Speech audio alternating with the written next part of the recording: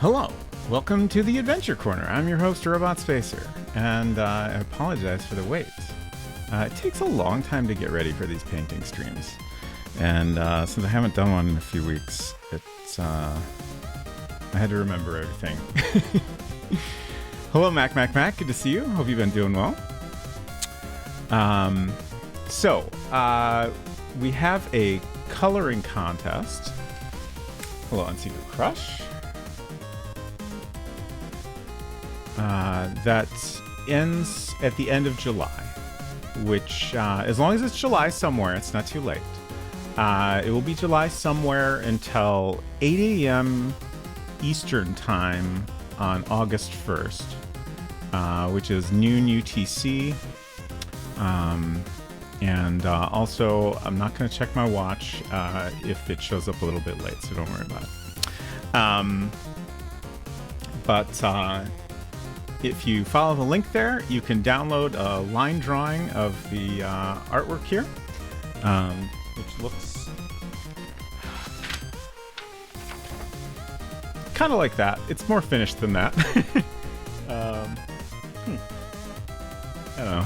I have the actual line drawing somewhere, but it looks roughly like this, and you can color it in however you want. You can print it out and use crayons or markers or colored pencils.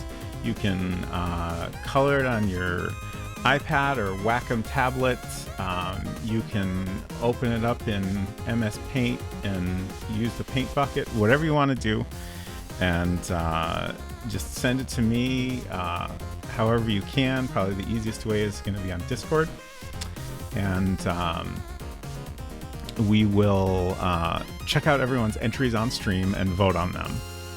And the winner will win one of winner's choice of a handful of indie games I have selected to choose from. They're all very good. We only have 2 entries so far.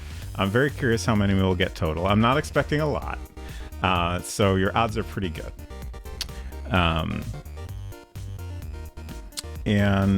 was also thinking that if we get, I don't know, let's say 10 entries total, maybe we'll choose a second winner that's just drawn at random. So that way it'll increase everybody's odds of winning. That said, I'm just going to do some painting today. I have been meaning to do some stuff off stream to figure out various things, but I have not had any time at all. So I figured I'd just do it on stream, and there's lots of different things I can work on, so I'm sure I'll figure something out. The first thing we're going to do, this is the most complete version of the cover so far, and it's honestly not that far off from what I'm trying to do. I just want to make it look a little more finished and nicer. This was the latest attempt to try to figure out the background a little bit better. I like what we did with the sky here, this nice arc and just simple gradient. I think that's really all it needs. The ground is kind of not really finished, but it gives you an idea of what I was going for with the kind of like grass fading into dirt and stuff. I think honestly, like, something pretty close to that will work fine. But the next thing I want to try, my plan with this painting was to do the background more or less finished, and then transfer the drawing on top of that. And then I think what I'm going to do is basically paint white over the character and brisket. I'm less sure about the background elements. But like, I want those to pop out from the background more, since they're, the focus. So I'll put like a white background and then paint on top of that. We'll see how that goes. It also just occurred to me, like, I kind of need to I need to paint the white and then let it dry and then transfer the drawing again, which obviously we don't have time to wait for it to dry tonight, so maybe we won't be able to do all of that. But like I said, I just figured we'd do as much as we can. I've got lots of other things I can work on if we're not able to complete that process. And maybe the transfer won't even work and we won't get that far, but we'll just see how it goes. Hello, Puzzle. This guy's looking lovely on the painted piece. Thank you. Glad you like it. Hope you are doing well. Honestly, I feel like at this point, I just need to like work out some stuff tonight to give me a better idea of how the best way to do the final painting, and then I should just start on the final painting. Because like really, if I did it exactly like this and just spent a little more time polishing it, I think it'd be fine. Like other than the background being too flat, I'm pretty happy with the way this looks. Like there's some little things that I would definitely improve on, but there's nothing I like am super disappointed by, and I really like a lot of it. So we'll get there. So let's see.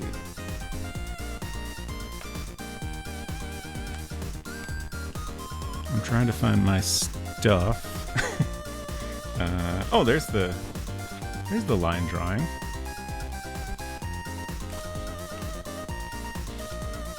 Some of my sketches. Somewhere I have some transfer paper.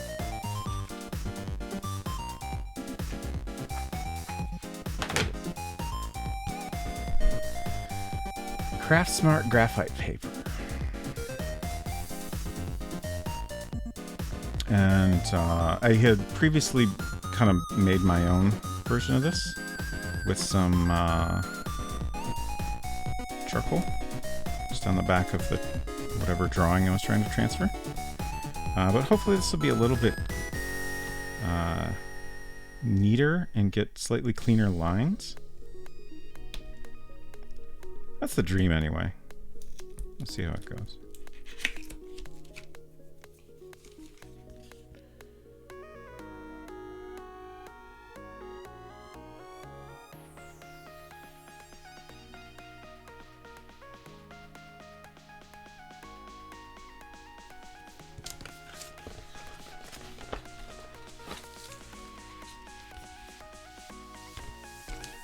It's funny how it's this packaging is like twice as big as it needed to be.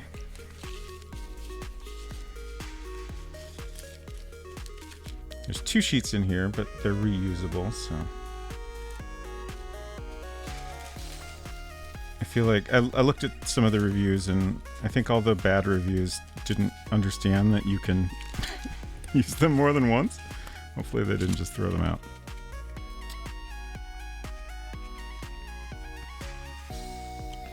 Hello. Hello, Counter. Good to see you.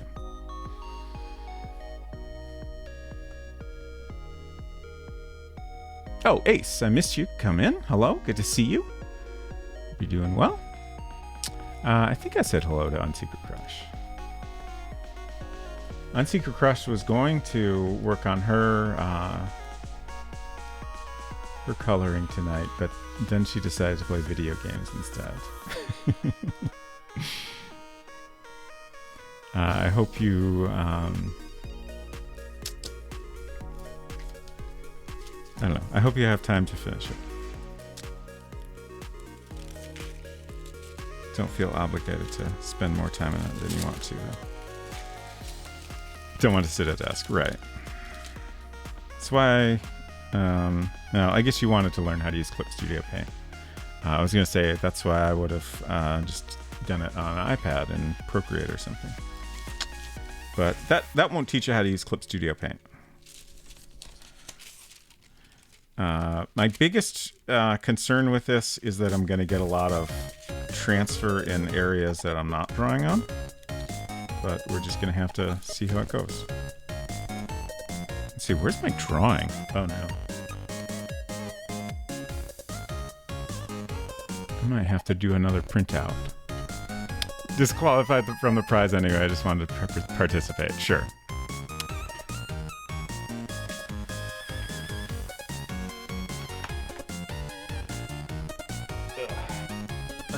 got here? Got this is my the sponge from the Stay Wet palette. I think that's just staining and not. It got a little moldy because I tried to stay wet for too long.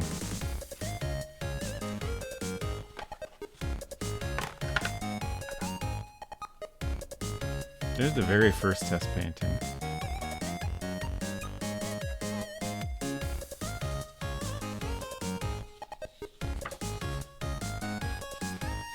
No, I gotta have the thing we're trying to transfer printed out somewhere.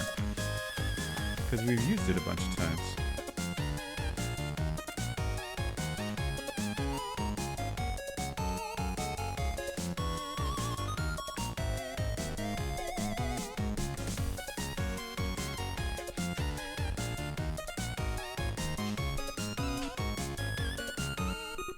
So, came to help look.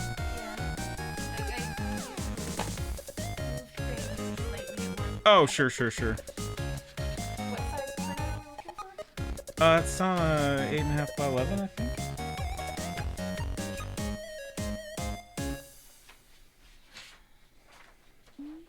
It's possible I threw it out because it had graphite on the back. I might have done that. Or charcoal, rather. All right, I gotta go use the printer.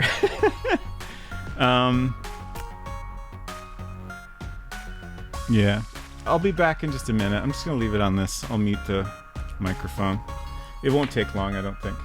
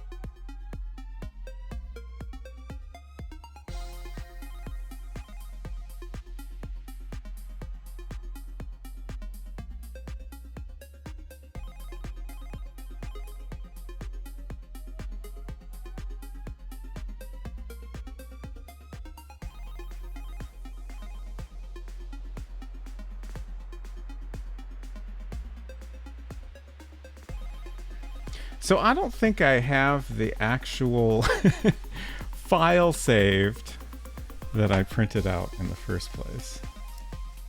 It's possible I do. I have the same image, it's just not scaled correctly. Okay, 8 by 10. So Probably the actual image is like 9 by 7. It doesn't really matter, especially since this is just a test. I just want to print it out roughly the same size as what I was using before. All right, one more moment.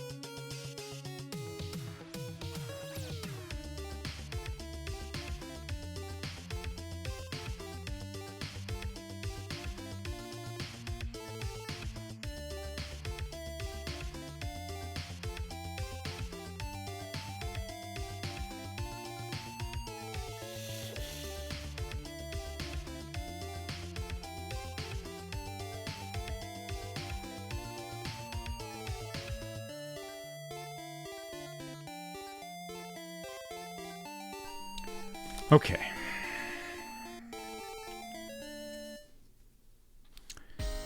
Okay.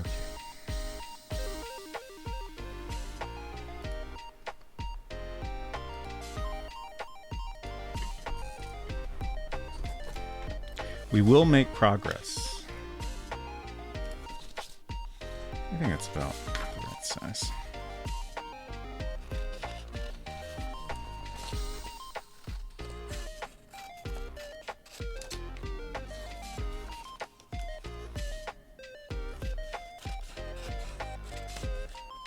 Good evening, Silver. How goes the painting? Great question. We'll get there. That's how it's going. Tonight's stream is... we're doing stuff that I had planned to do off of stream. Because it's all just kind of doing some little experiments and figuring out some final details. But I just haven't had time for it, so I figured I'd do it on stream tonight, and then it'll be done. And then we can move on to the final painting. And finally release a video game.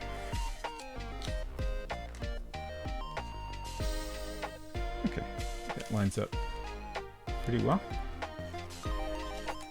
And again, it doesn't matter if it's not perfect.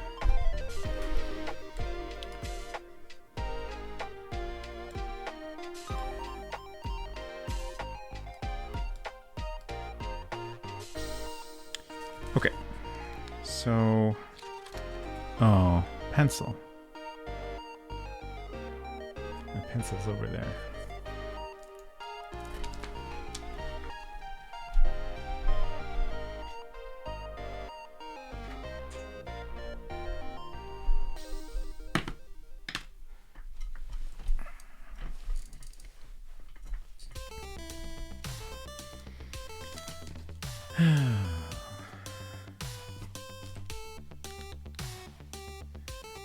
it was possibly a mistake to, to take a break from this for so long, but I kind of needed it. I just was feeling overwhelmed, I think, mostly.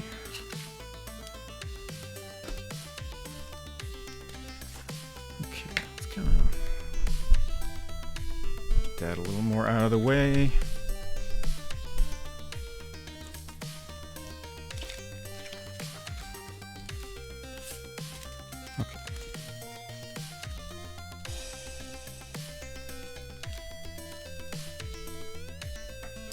They suggest taping this down, but I think I'm gonna not do that.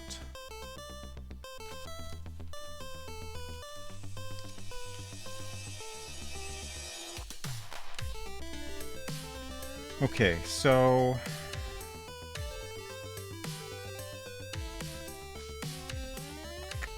I'm just thinking the main thing we need to transfer right now is the outline of the things we're gonna paint over in white.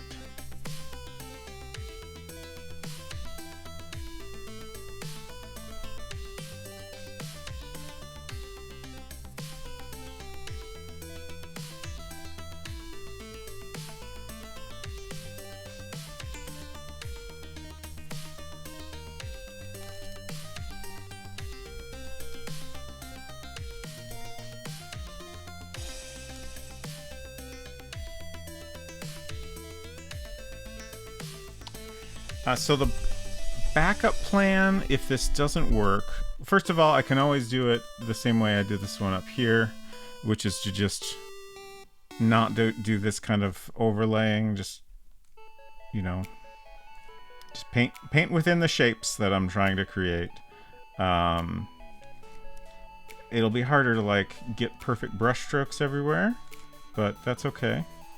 But I think if this doesn't work, the next thing I'm going to try is there's this like frisket type stuff that you can get where it's just a paint that you, well, it's not a paint, it's a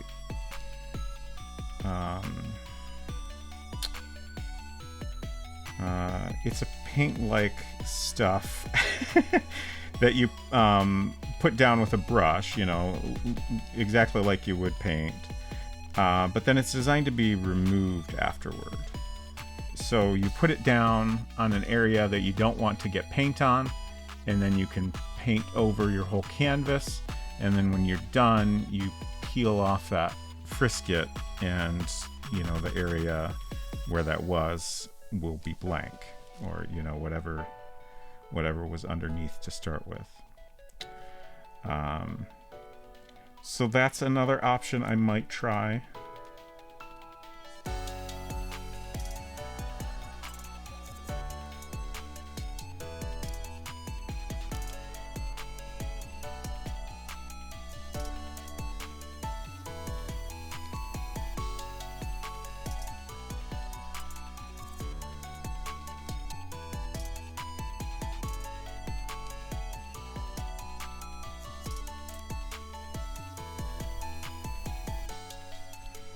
Okay, so we've got our main character and brisket outlined.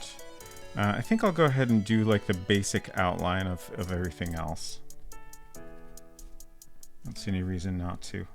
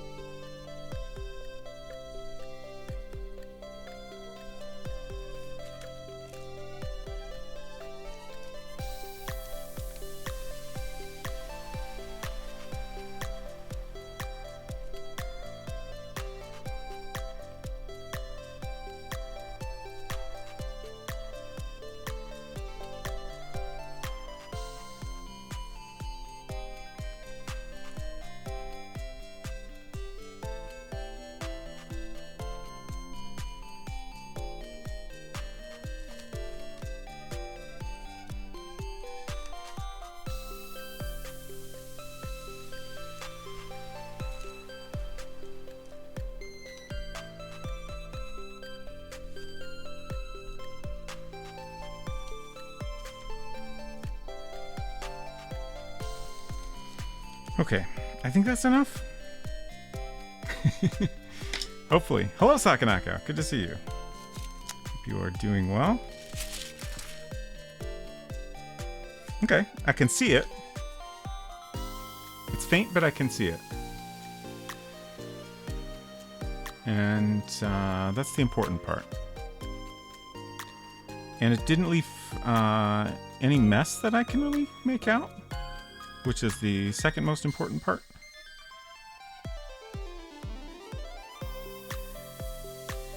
All right.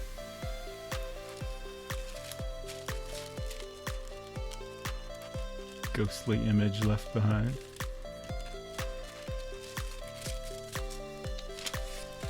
Okay. And now this doesn't have charcoal all over the back, so I don't have to throw it out like I did last time. Okay.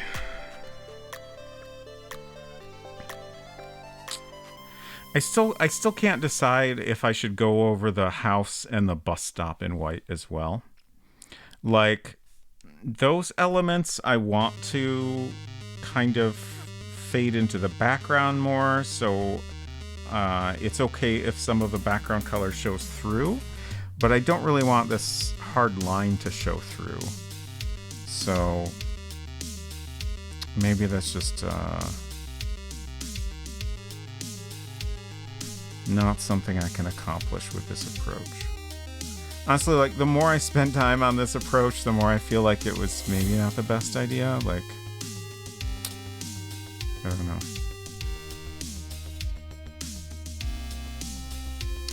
Like, I feel like if I did the frisket... Like, this one I did by putting down a layer of light purple. It was actually a little bit lighter than this one here. It was more like this color here. And then I painted over everything just in a single step. And I like how that purple is kind of a base of everything. It kind of helps unify it a little bit. And I'm worried we won't get that same effect with the way I'm doing this here. But we'll see.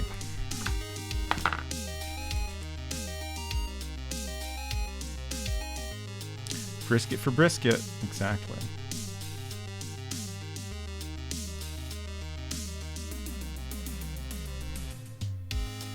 Calendar said, you're going to actually create a box physical copy of your game? Is that the end goal? I think I will definitely at least make a single handmade box for myself. I am going to look into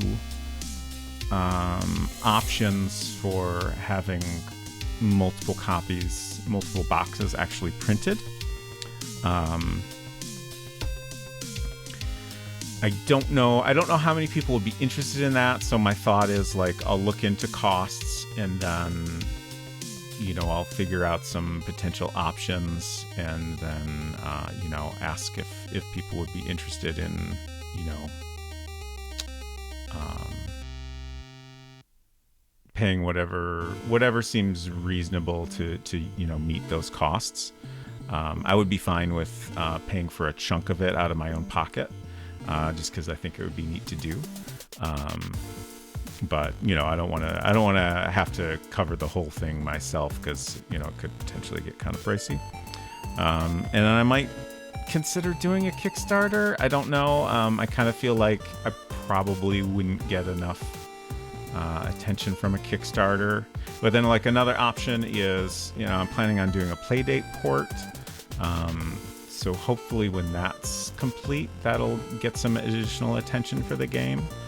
So maybe doing a Kickstarter down the line could be an option. I don't know. Just meant for yourself would be cool to have the option to produce multiple copies, though. Yeah. But yeah, like, you know, at least I'm going to make one for myself, just to kind of have something fun for myself. I think, like, honestly, the main reason I'm considering looking into getting some printed is, like, there's a big difference in, like, the finished quality of something that's printed versus something you've mocked up on your own. And it's just, it's very satisfying to have something that's actually been professionally printed. Sakanako said, I've had a few games on floppy shipped with a box pretty cheaply just by the box being shipped flat. Ooh, interesting. That's neat. Oh, that reminds me. Shoot.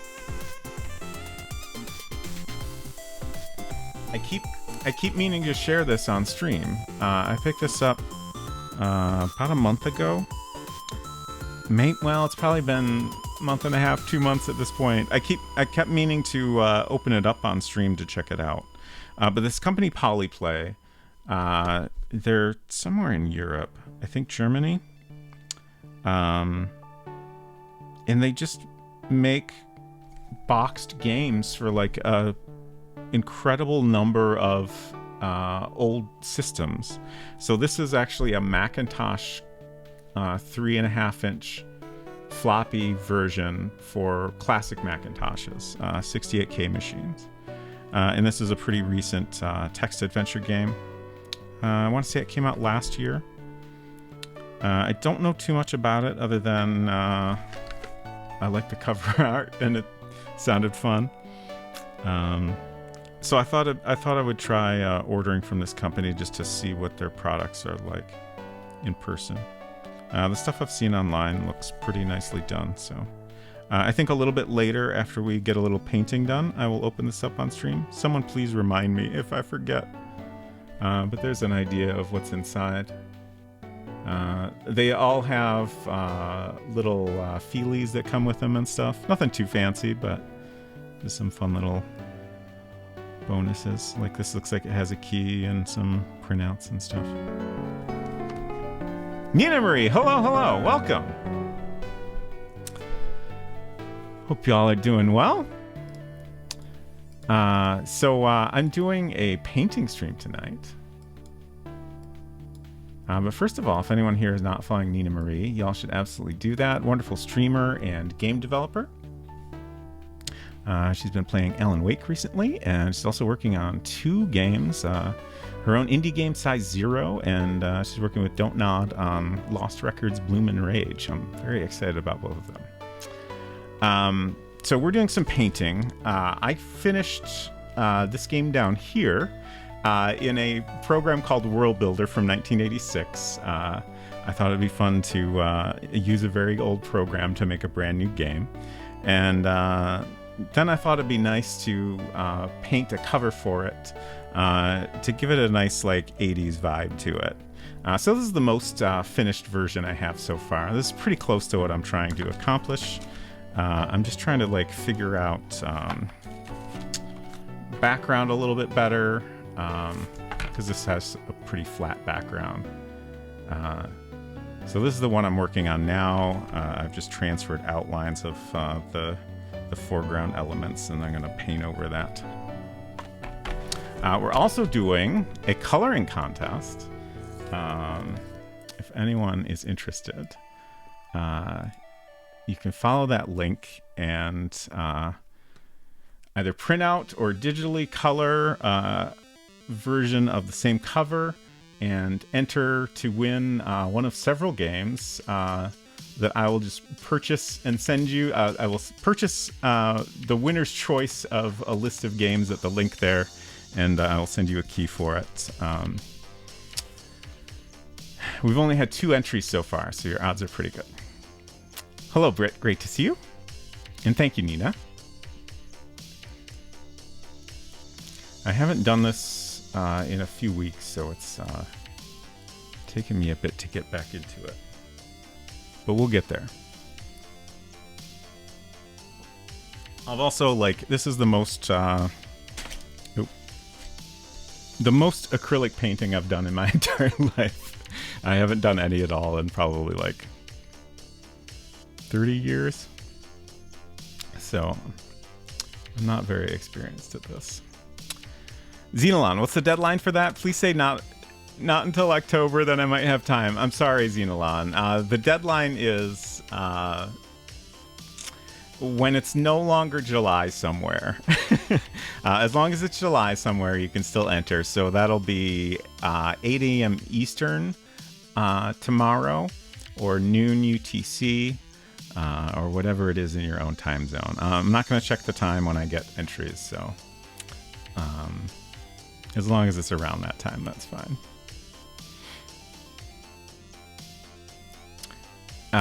Thank you, Nina, for stopping by. It's always great to see you. Deadline for prizes at the end of July, but the deadline for coloring just for fun is never. That's true. You can always color just for fun. I won't take the line drawing down if you want to download it later. Or you can make your own line drawing and color your own thing. That works too.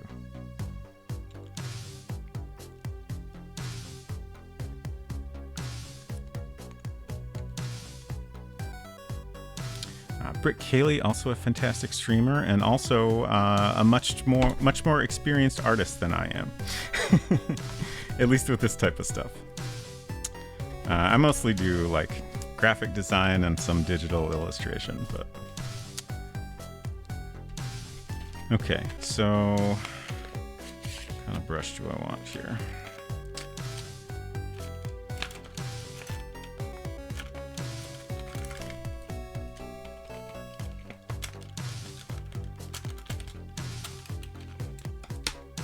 One of those, probably.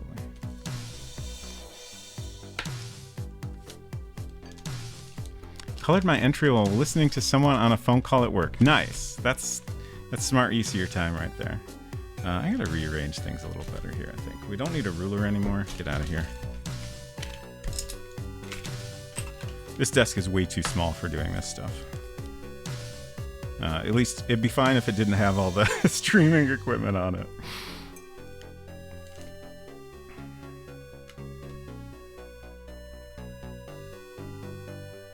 Okay, I think we'll start with Brisket. Brisket is the cat's name, by the way.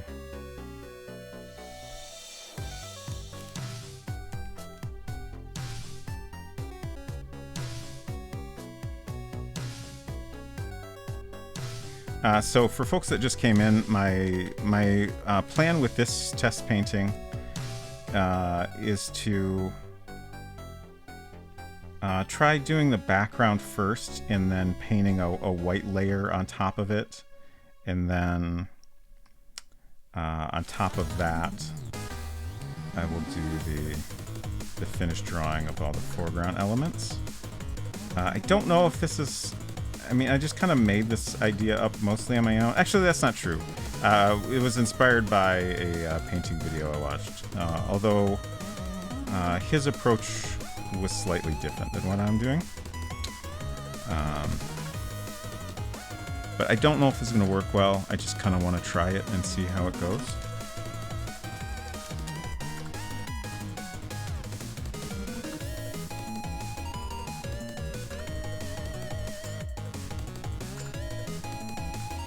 Honestly, the trickiest thing is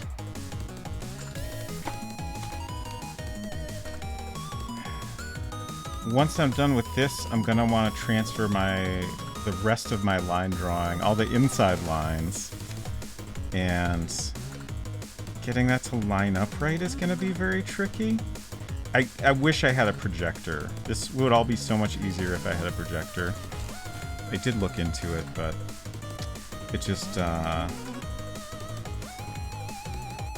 in order to get something good quality that would suit my needs, I think it would have been pretty expensive, like a few $100s. A lot of the cheaper projectors are kind of made for doing larger projections.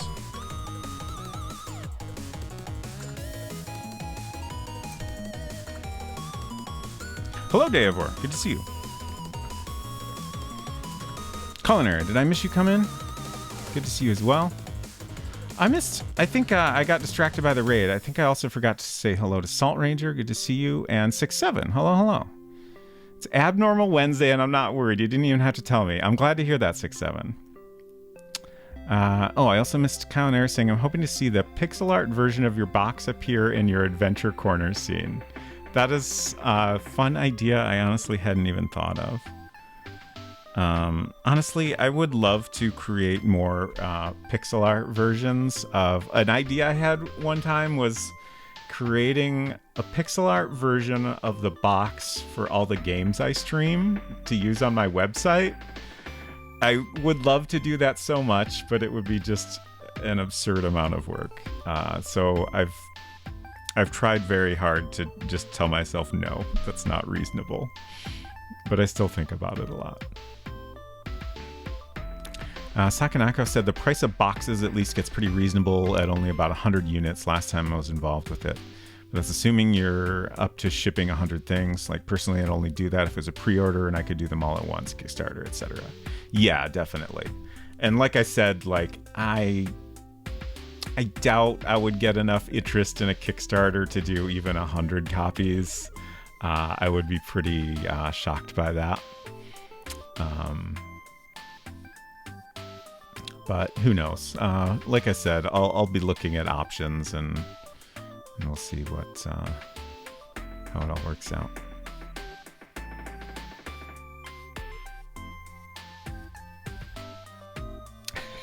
Xenolon said, I stopped coloring just for fun in the 5th grade. I went pro in middle school. I see.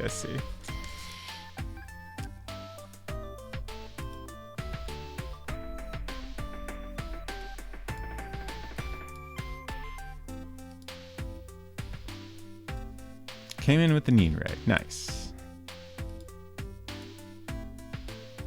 67 says, as if you haven't spent a few $100s on hobby projects. True. I mean, mostly my apprehension with ordering a bunch of boxes is then I got a bunch of boxes that I don't have anything to do with. I still have... The last thing I ordered too many of was t-shirts for my software company, and I still have a large box of those t-shirts somewhere. I didn't even give them away effectively. I should have given them away.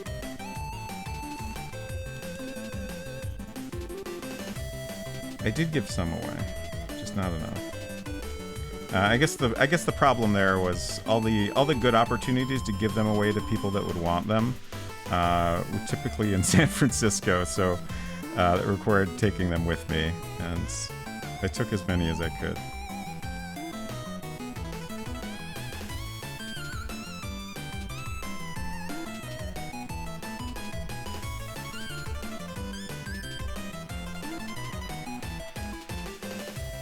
All right.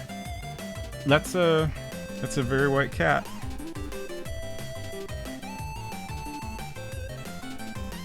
I think I'm gonna try the bus stop next. I really wanna... Well, no, I guess I could just do the main character. That's fine. This doesn't have to be perfect.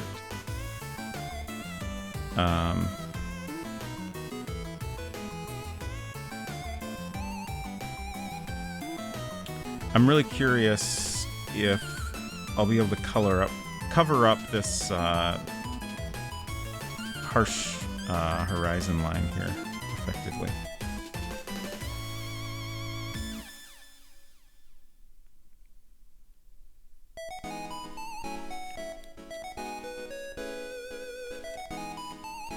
It's a little bit hard to see my lines in the lighting. Gotta find just the right spot. So I can kind of hold it up like this. This lets me see a little bit better. Just, the light is bouncing off it just right. There's a lot of shine on this paint.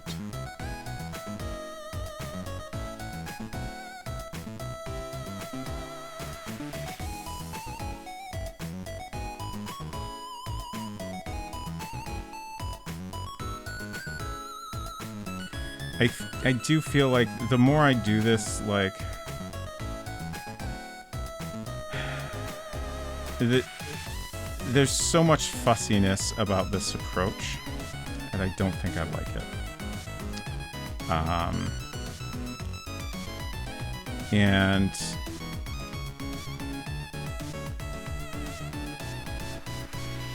well, let me finish this up and then I'll about the problem I was trying to solve.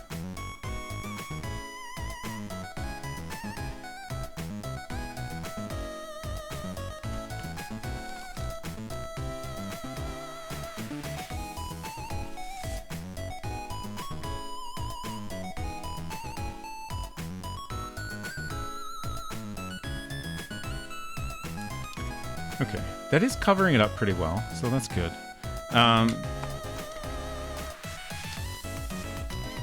So with this test painting, my biggest difficulty was the background. Like, anytime I painted around something in the foreground, you know, I had to paint around it. So, you know, my brush strokes just kind of end up looking sloppy. And I was like, well, if I could just paint the background first and do, you know, continuous brush strokes across it, that would solve that problem. And also, like, in the sky, you know, I wanted this nice gradient. Like, I really like how that came out, and, like, doing that interrupted by all this stuff in the foreground is going to be a lot trickier. Like, I mean, you can see how messy it got here. Obviously, I can kind of solve that with layers and cleaning things up as much as possible. But it seemed like this was worth trying.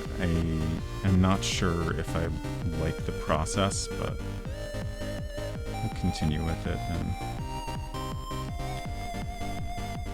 go a little further with it before I give up on it. Like, my big concern is, like, this step is feels a little tedious and weird, but it's not terrible. But then having to transfer the drawing on top of the white again is just going to be tricky. And then I feel like I'm still going to have to come back and clean up the edges somewhat, probably. I don't know. I got this Deerfoot brush for doing, like, it lets me kind of do this thing to pat, which I used for the ground on here. So, like, if I did that with this other process, that helps me get rid of a lot of the brush strokes there that I didn't really like the look of. So I feel like there's other ways to solve my problem that might work out better.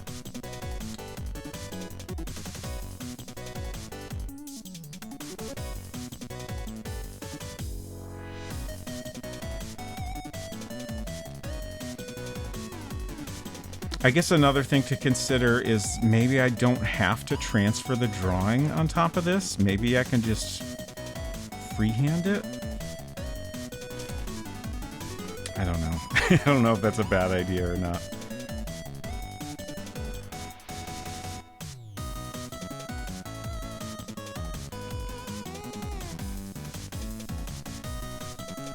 It's really hard to see some of these lines.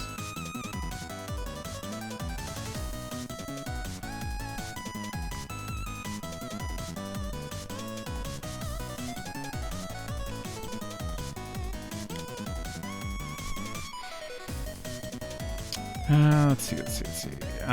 Salt Ranger said, also, if you're getting into product fulfillment, you have to have extra to replace stuff damaged or lost in shipping. Lots of added wrinkles once you scale up. Yeah, for sure. Zelon says, if it were gouache or watercolor, you could use masking fluid, but that's a whole medium change. Is that not an option with acrylic? I was looking up some stuff that seemed like it would work with acrylics. But maybe I was mistaken.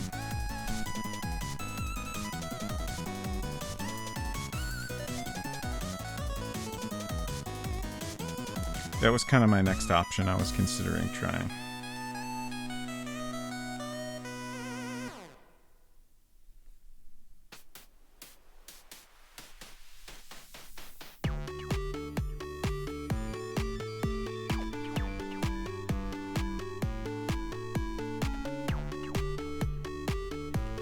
I do feel like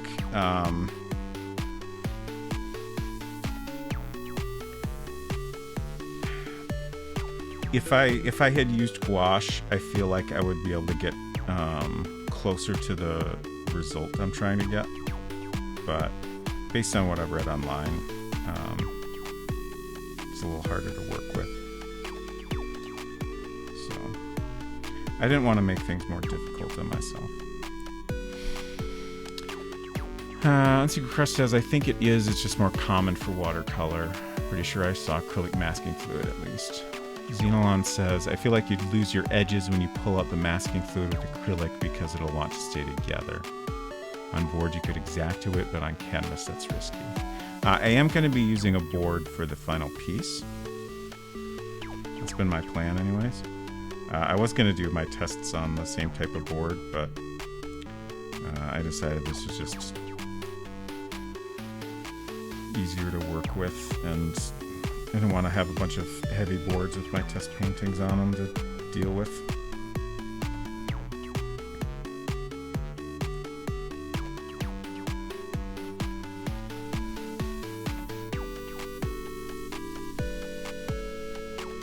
But yeah, I can imagine what you mean with the paint kind of wanting to stick together. That makes a lot of sense.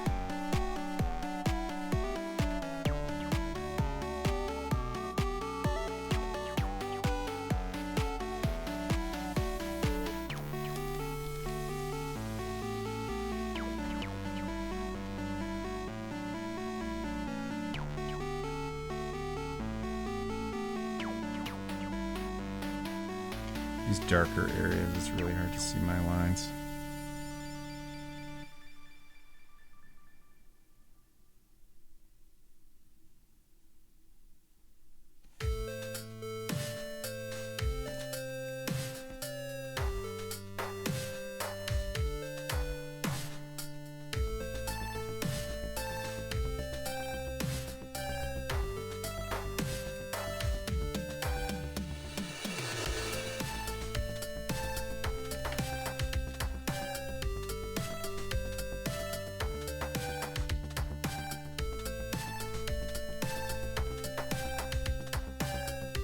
I guess even with masking fluid, I'm still gonna have the same kind of issue with having to transfer the drawing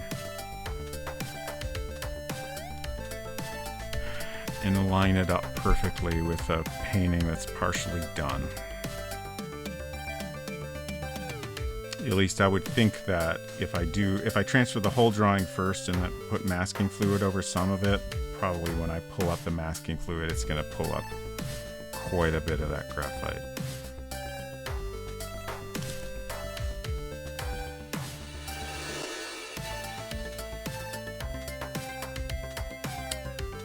That does look pretty good though. Obviously, like,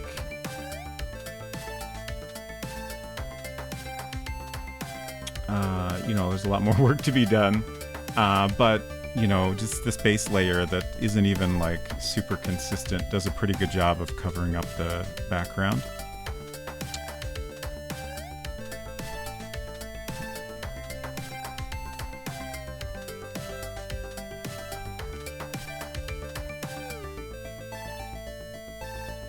I think maybe what I'll do, since I, you know, can't let this fully dry tonight, I think maybe I'll just try freehanding the rest of it. Since it's just a test painting, it doesn't matter if I do a bad job of it. It just kind of matters if the final look is what I'm after. Like the placement of stuff is not important.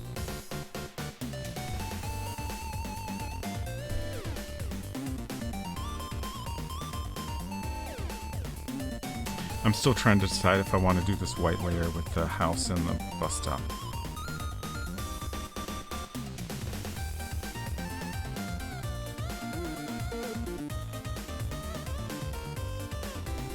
And the tree, for that matter.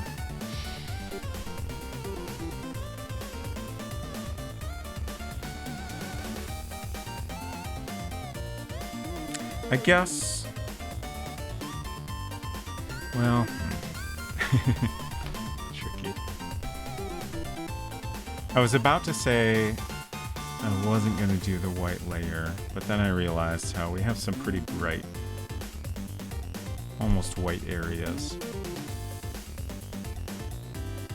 on those elements.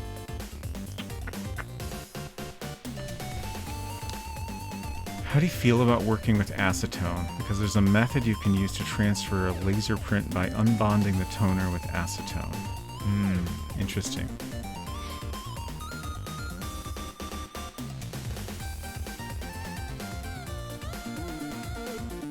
I don't know the answer to that question. If you could send me a link or something, if you happen to know where to look something like that up,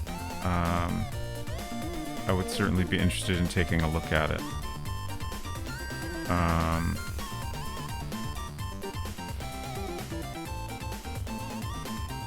Yeah, I guess it just depends how complicated it sounds. I mostly I feel like this is so close to being something I'm happy with, so I feel like I mostly want to not throw any new ideas into the mix and just figure out what I need to and get onto the final. But if it's not too complicated, you know, I could potentially do it. Maybe not pure white, more of a very light gray. Yeah, we do have a laser printer. Hinton, hello. Thanks for doing an art stream so I can catch up on my coloring. I'm at work for several more hours. Perfect.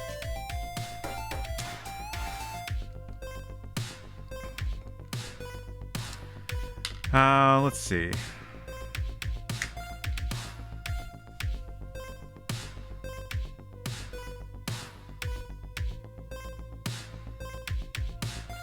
Yeah, I think a light gray or even a purpley color, like this kind of purple, sounds pretty good for doing a background layer. Let's see, I think I got this was just brilliant purple and titanium white, I think. Sounds right. I need a quick break. I'm just gonna mute and go run to the bathroom, and I'll be back in a minute or two.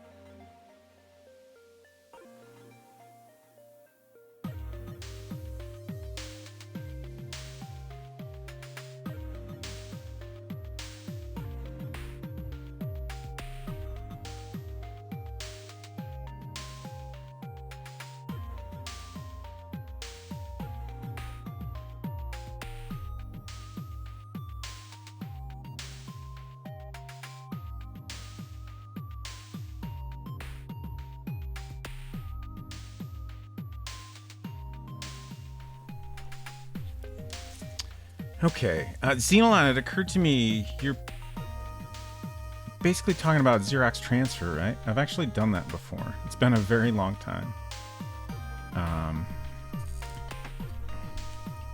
I always just did it outside.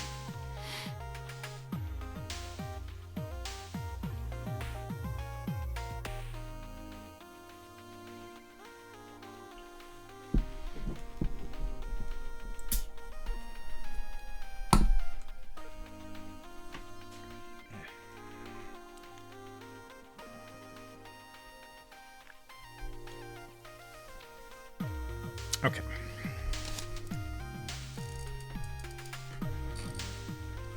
All right, let's make some purple.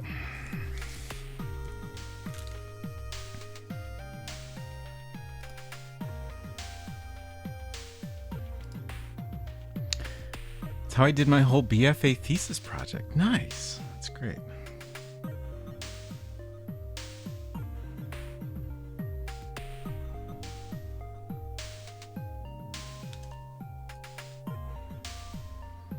Okay, brilliant purple.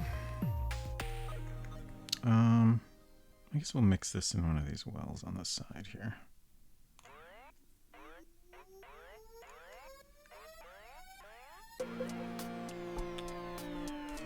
It's probably a little too much purple. Let's take some of this white.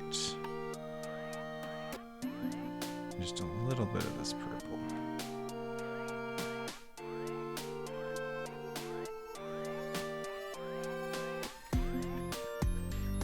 A little bit more of this purple.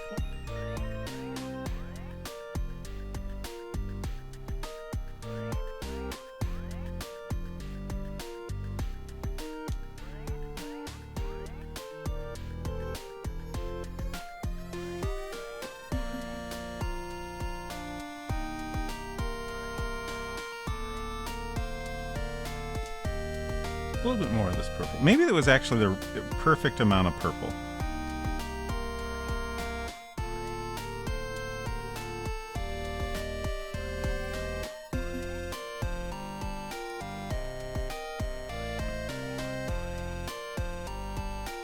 Tiny bit more.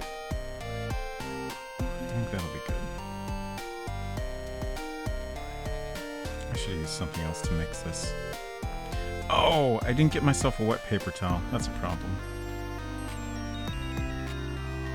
I'll need that soon. I'm gonna go ahead and grab that now. I got the paper towel here. I just need to get it wet.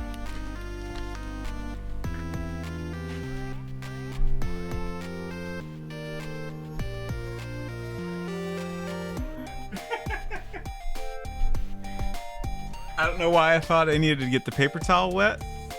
It's not necessary. It will become wet on its own.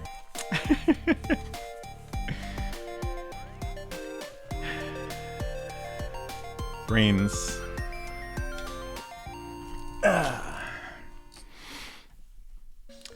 Let's see, Crush says, if it were me, I'd do the titanium white and a teeny dab of Payne's gray with the purple. I mean, that's how you can do your version if you want.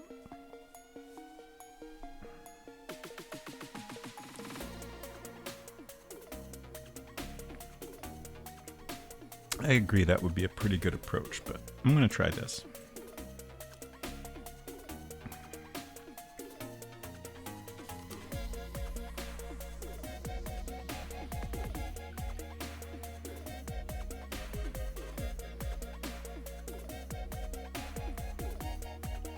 I should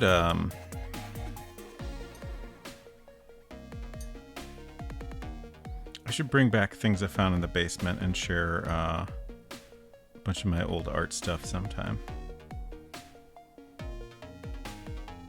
Just Xerox transfer got me thinking about that.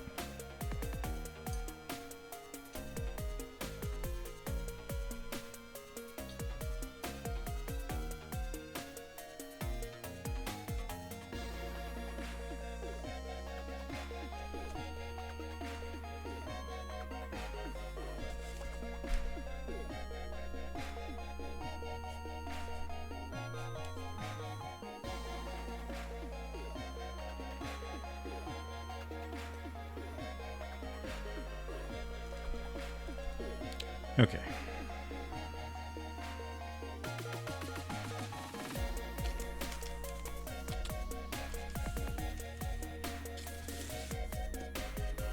Let's get these out of the way.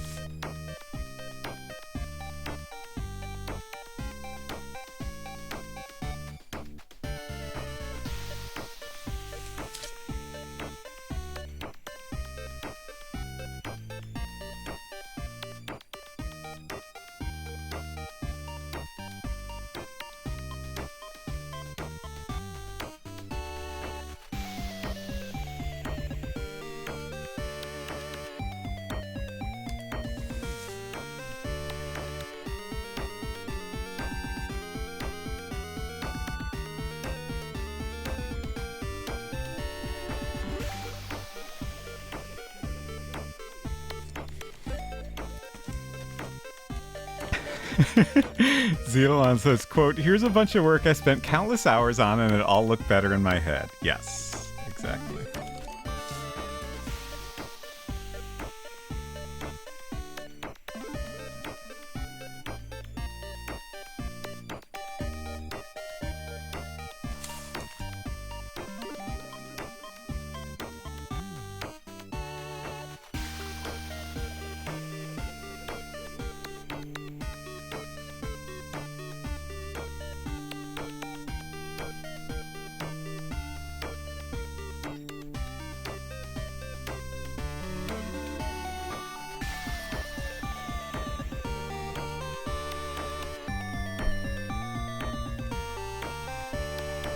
I don't know why it surprises me how opaque the opaque paints are.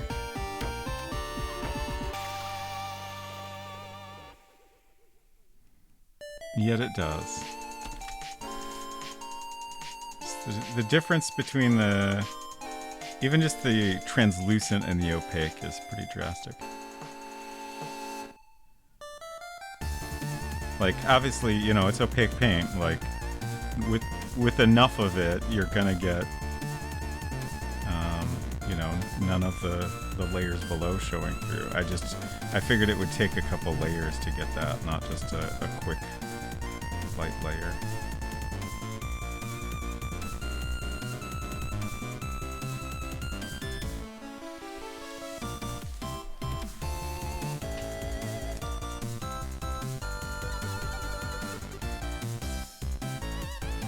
I think the tree I am not going to do this light purple on,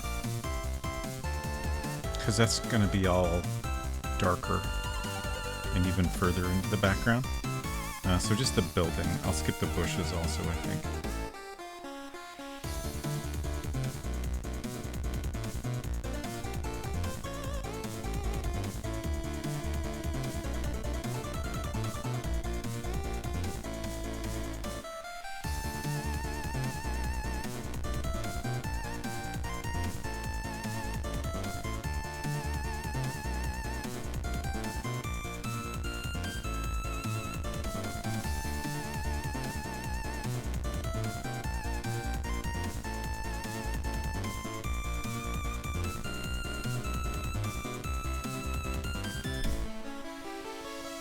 Paint too good at being paint. Do not recommend.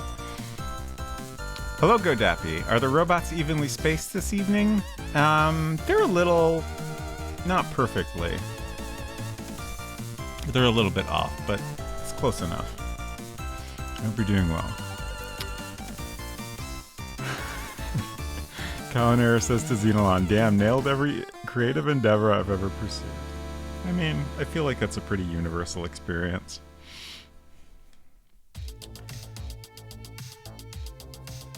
Has anyone ever sold anti-paint?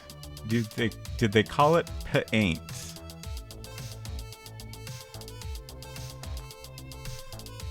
I mean, that's basically paint thinner, right? I don't think they call it that. Robots Painter. That's my name.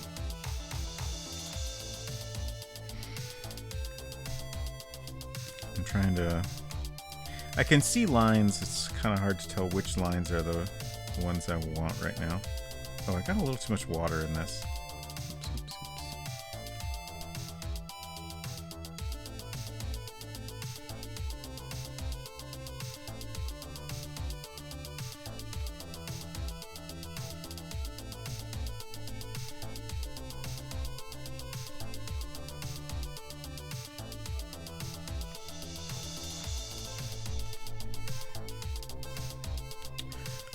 As a reminder, I feel like I should try to talk about this as much as possible. We are doing a coloring contest. It's not too late to color your own version of this cover and win your choice of indie game. Details at the link there. Feel free to ask questions if you have any. Couldn't even keep up with Bob Ross. I find that hard to believe. I mean, Bob Ross is pretty relaxed. Like, you don't really need to keep up even, right? Just go at your own pace.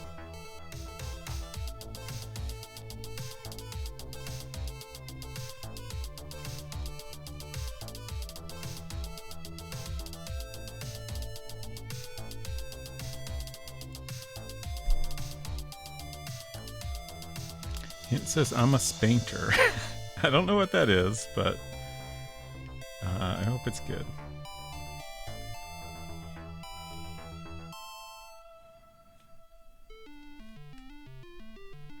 Just remembered the end of stream last night. The deja vu experience.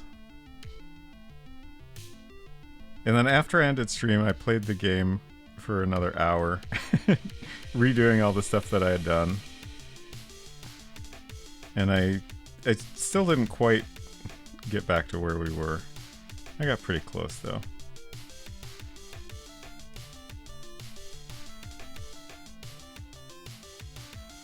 I still don't know exactly what happened. Somebody in chat said that that's a thing that happens. Like if you just get too many game overs, it'll delete your save file.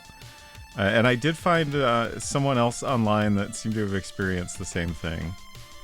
But other people seem surprised by it, so I don't know. I'm curious how common it is.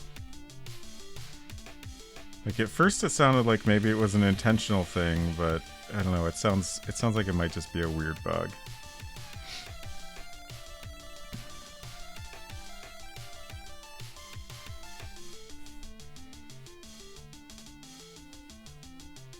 I guess I might as well paint all the way to the edge since I painted the background all the way to the edge.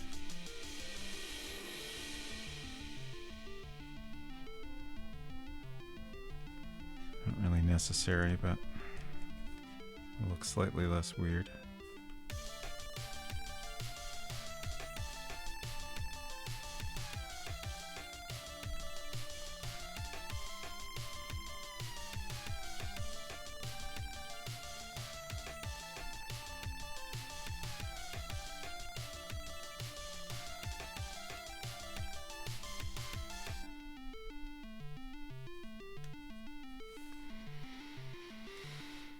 Xenon says, I mean, does making art and or design ever not feel like pulling teeth? I mean, I'm not a dentist, so I guess I don't really know what pulling teeth feels like.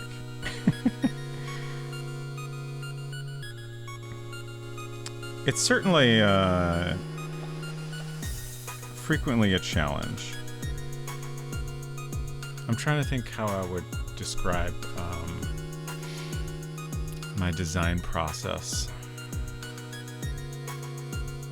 I don't know, I guess when you say like pulling teeth, it sounds like I don't know, painful and unpleasant, which I wouldn't quite go that far. I feel like it's just kind of, it's always challenging, and things don't always go exactly how you want it to, but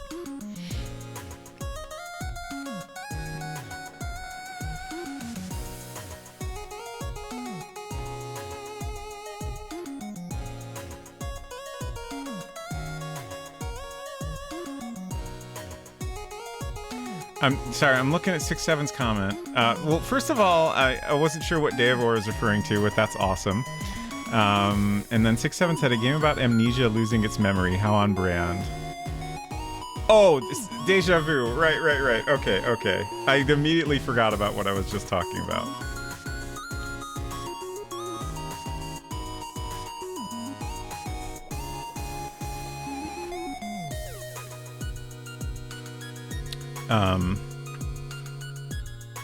I was also looking at, I shared a bunch of screenshots on Discord earlier. I was looking at all the different versions of Deja Vu and its sequel. The Game Boy Color versions of those games is like it's both games in one cartridge. And you just choose which one you want to play when you start.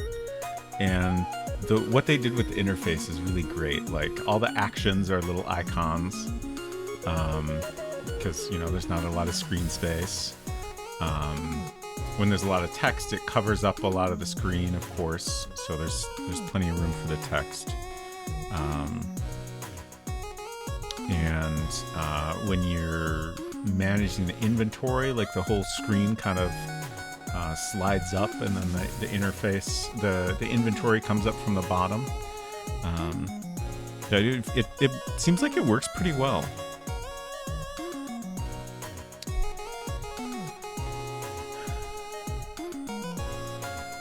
Yeah, thanks for clarifying, Deivor.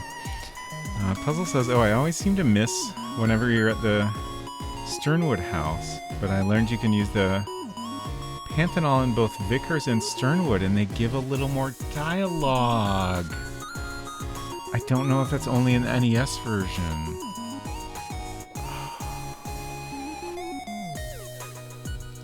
That's great. I gotta try that. I gotta try that in both versions.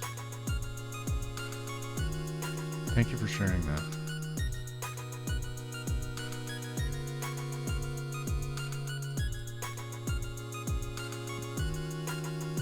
I was thinking about, like, they give you 3 doses of that in the NES version. I think...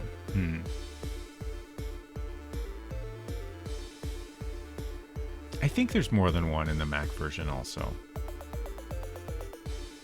But they all look the same, so, like, it's harder to remember for sure. But yeah, I was thinking about how it's interesting that they give you 3 of those when you only need 1. And I figured there were just a couple extra in case you use them accidentally. I was also kind of wondering what would happen if you use that on yourself. Like if it does anything funny. Okay, I guess we're pretty much done with that step.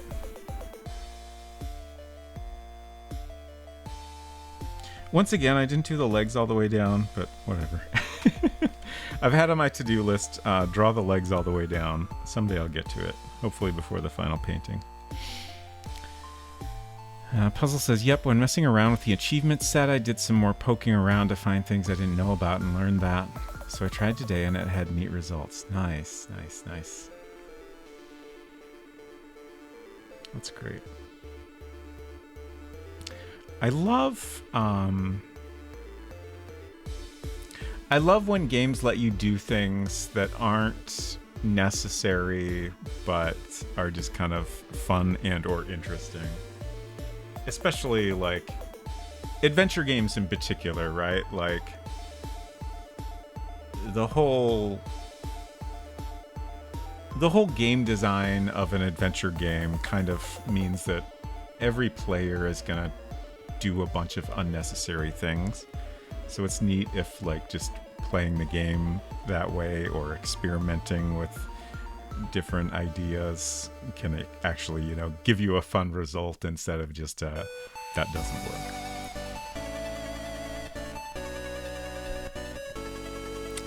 Okay.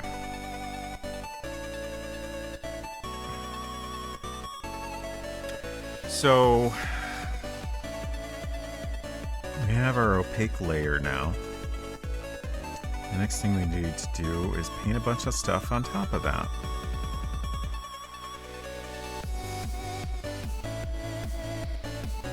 Maybe I'll do the tree next. It seems like I should probably do that before I do this stuff that's up against it.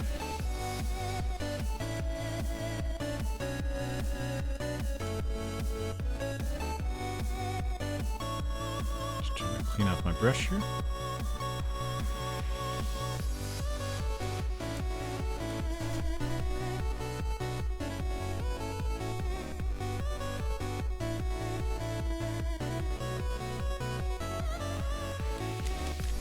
Okay.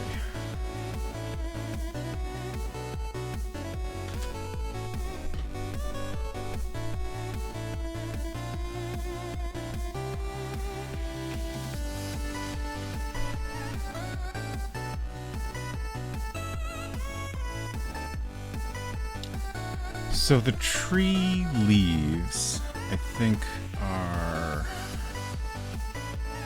phthalo green?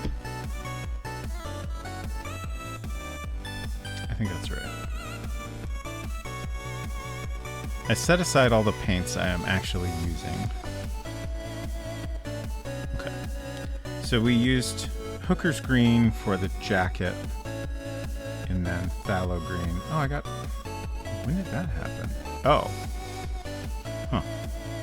Weird. There's just a dot of white paint that just kind of came off. It left a little smudge, but not a big deal. Just curious when that happened exactly. But yeah, the phthalo green, like I can tell that this is a translucent paint.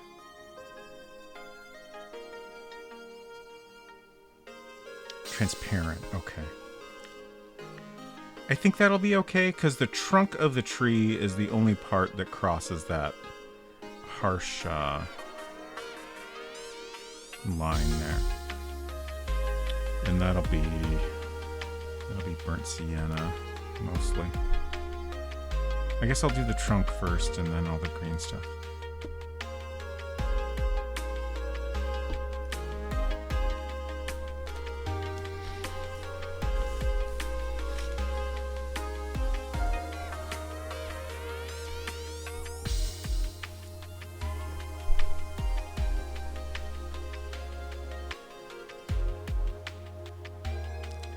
I guess I'll do a layer of... Wow, this cap does not want to come off. This is one of the older paints. Oh.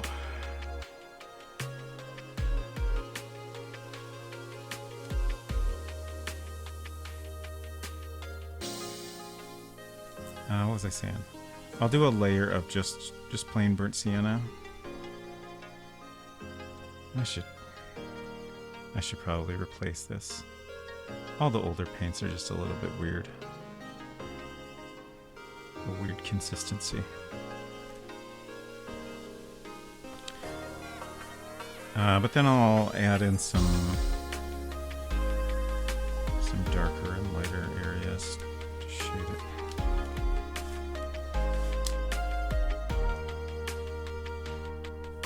Yeah, this is really weird to work with.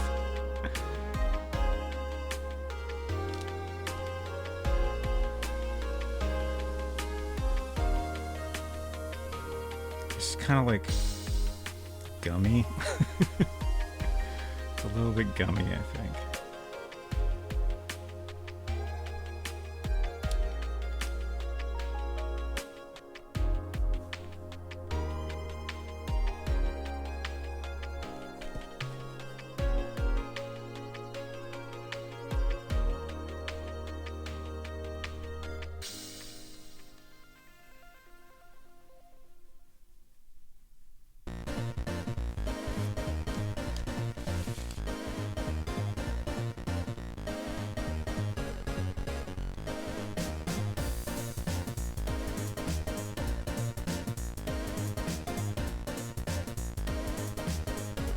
Do we ever look up how long acrylic paints are expected to last? I can't remember.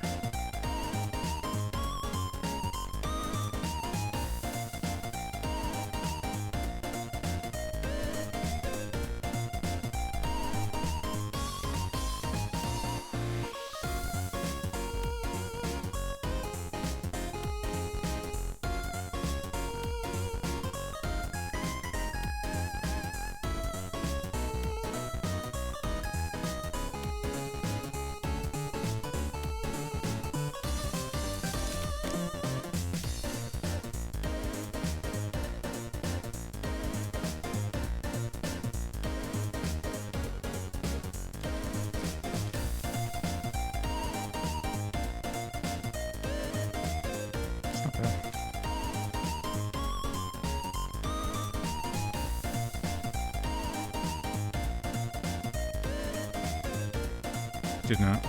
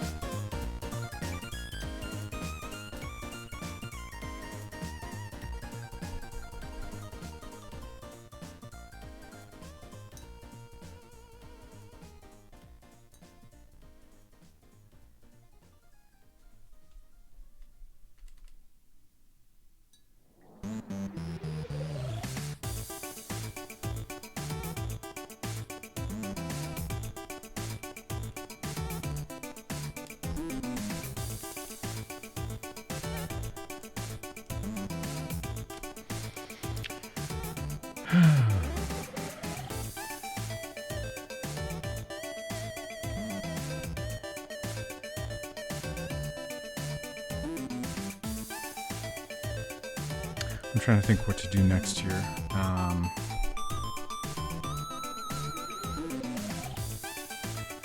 Could move on to the leaves of the tree and the bushes, or we could do more shading on the trunk of the tree first. I'm not sure which makes more sense.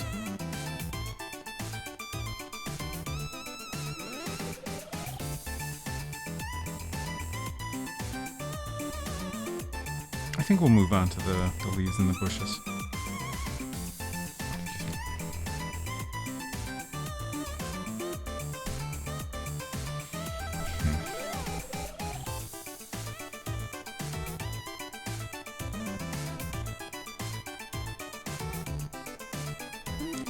I'm just considering briefly whether putting a bit of Hooker's green. Hooker's green is it's a translucent actually. Oh, okay.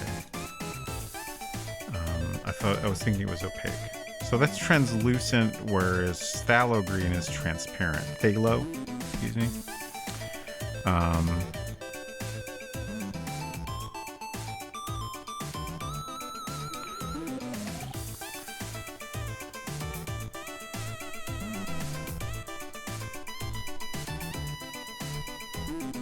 And I'm just wondering if having a bit of the slightly more opaque paint in the highlighted areas might work well. I'm gonna try that. I think it might come out good. Like, my thought is to basically go over like the highlight areas with the Hooker's green, and then go over all of it with the transparent phthalo green, and then do additional highlighting on top of that.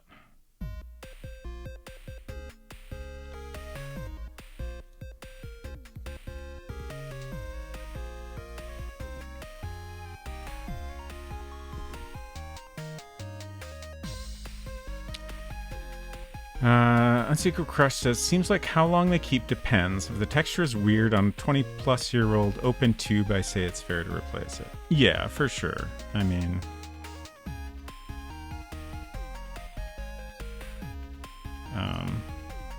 if it's become weird with age, it seems fair to replace it no matter how long it's been. And certainly these paints are reasonably aged. I was just kind of wondering what the typical life expectancy is for an open tube.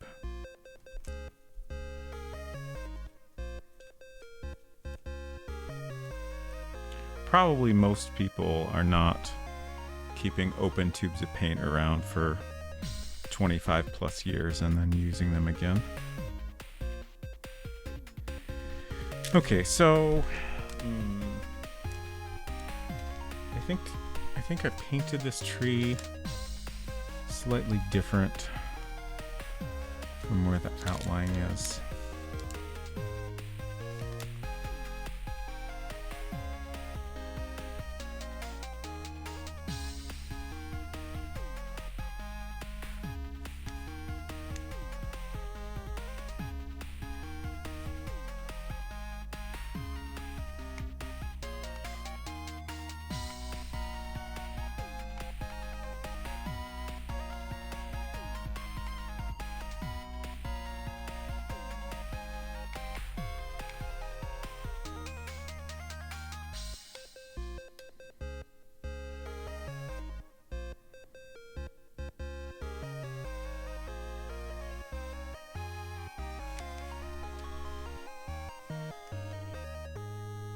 think that's a pretty good shape.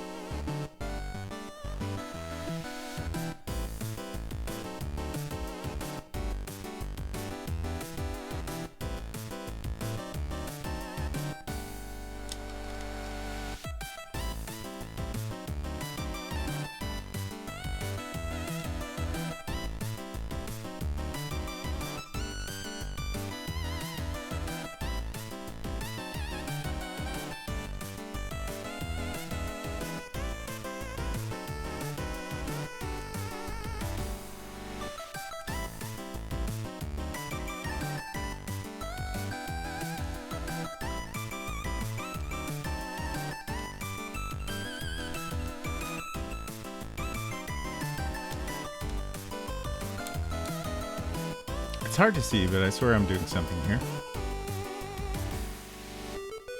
It's going on a little bit darker. I mean, it is translucent. I just thought it would come out slightly brighter, but that's okay. I honestly kind of feel like the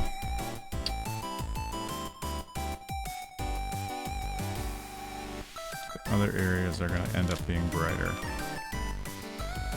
At least in the sky here. So maybe I should just go over the whole thing.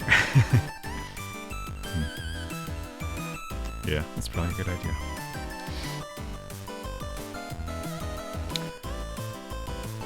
Hello, Pope. Good to see you.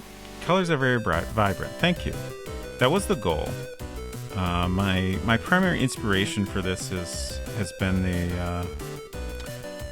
the box cover for Enchanted Scepters, which is one of the first point-and-click games ever made. Point-and-click adventure games, excuse me. And it's got a really nice. It's like a fantasy adventure game with some RPG elements, and it just has kind of like there's a guy in the foreground and some kind of monster in the background, a spooky tree. So it's kind of like a dramatic fantasy scene, but it's super vibrant, and I really like the way it looks, and it feels like a lot of more recent stuff tends to be a lot of more recent stuff with that like fantasy feel tends to be more realistic and like more muted tones and stuff like that, and that's generally how I color things, is with more muted tones. So I wanted to do something a little bit more vibrant, and like I really like these colors here in particular. Oops, that's the wrong color.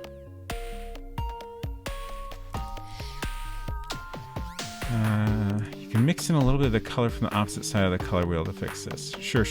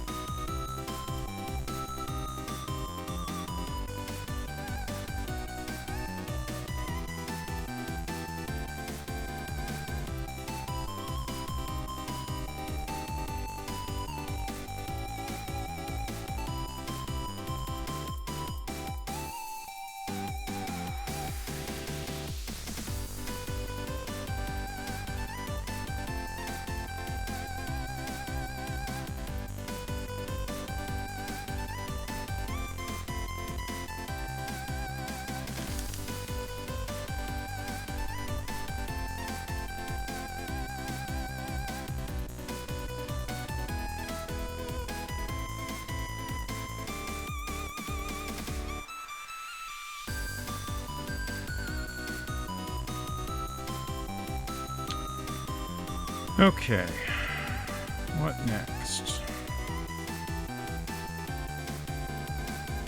Guess we'll do a little bit more work on this tree before we move on. Don't necessarily need to finish it or anything, but...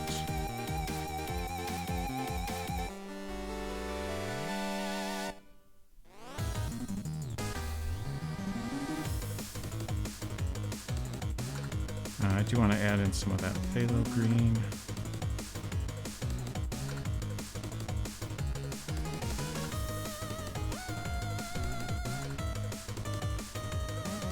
And might do some highlights, or I might wait till later to bother with that.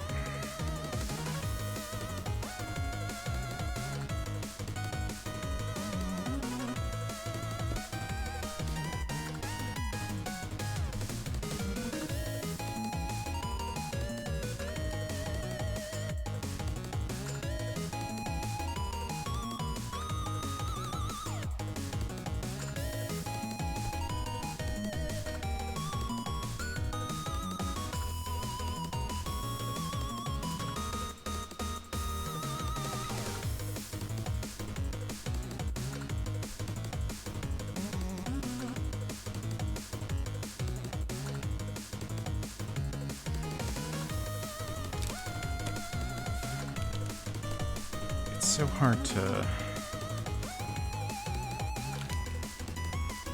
This doesn't look too bad on camera. I hate to put it at such a dramatic angle, but it's the only angle where I can see what I'm doing without a lot of glare.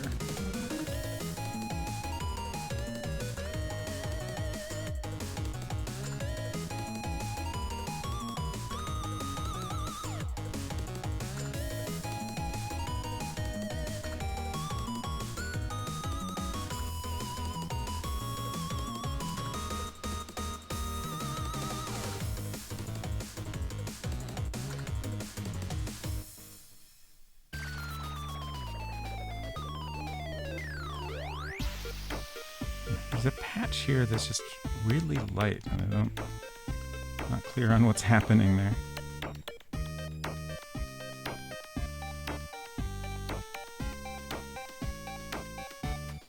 Let's fix it up later, but just odd is all.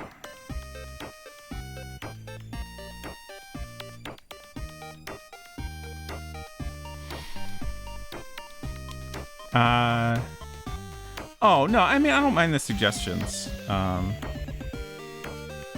a big deal.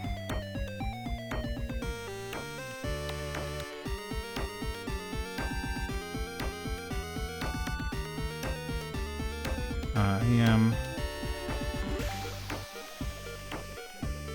pretty well versed in color theory. Reasonably well, anyway.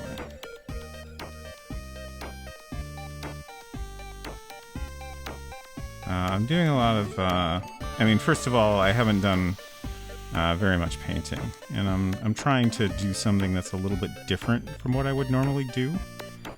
So I'm trying to not do things exactly how I typically would.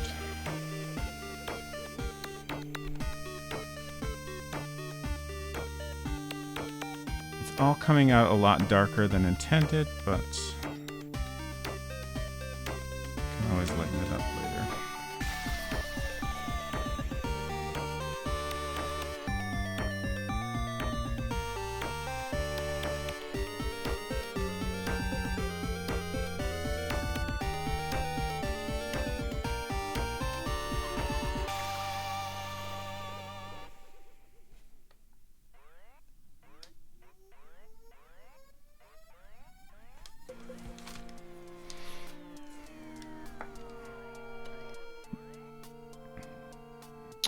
Unseeker Crush is free to give any suggestions she likes, and I would suggest listening to what she says. Obviously, what I say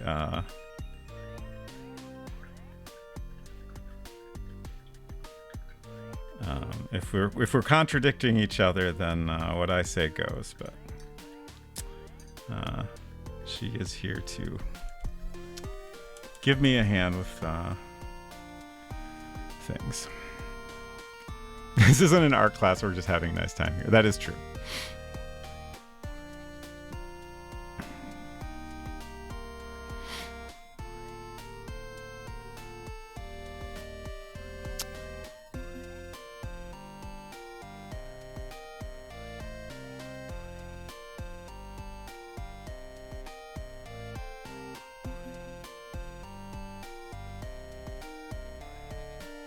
Yeah, their responses to you were inappropriate.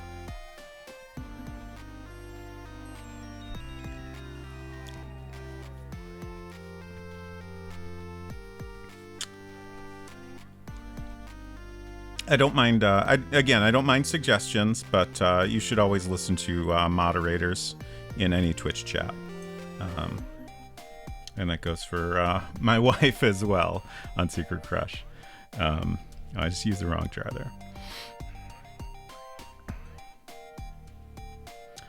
Even if you don't agree, you should listen to what they say, and moderators are there to just do their best to help the streamer out and not feel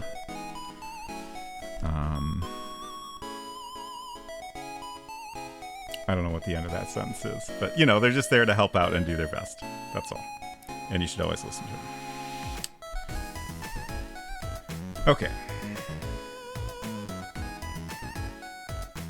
What are we doing now?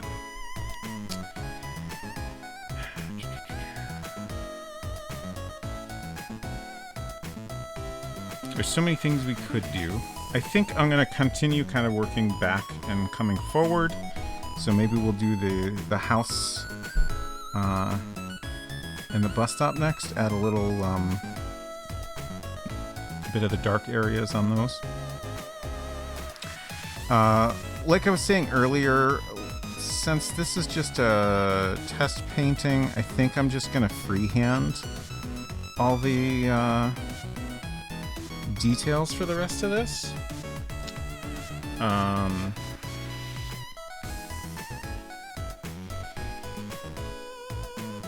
And not worry about whether or not it's all perfect.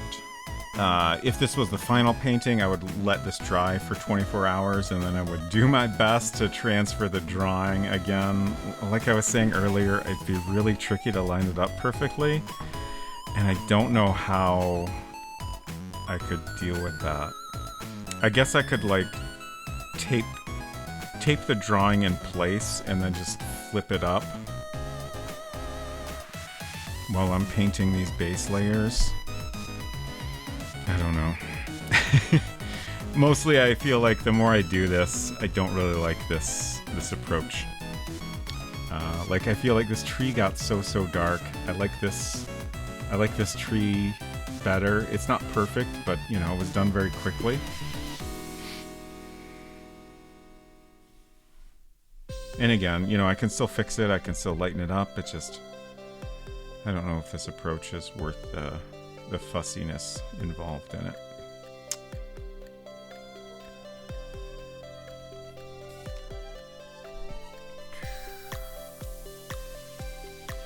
Okay, so when I was doing this painting, I used a lot of phthalo green for shadows. I just kind of... Oh, we also used some... Is that Payne's Gray? Yeah, I think it must have been Payne's Gray mixed with something. But I just kind of, like, I got to a point where I was like, I don't know what to do with this. I just want it to look a little bit more finished. So I took, one of the darker, cooler colors I had and used that for a bunch of shadows. It worked well because it's transparent. And honestly, I kind of like the look of it. It wasn't meant to be like a finished approach, but I also kind of like it. So I'm just debating whether or not I want to just stick with that.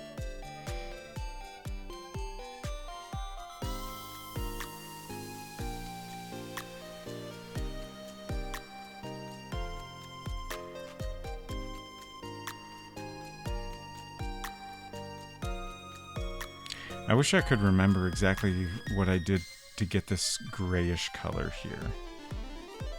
Like Payne's gray is basically a grayish black.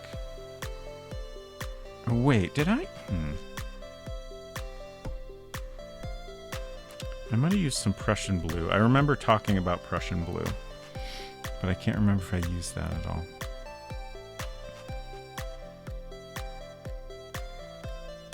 Anyway, obviously I don't need the exact colors I used here. I just kind of like how they look.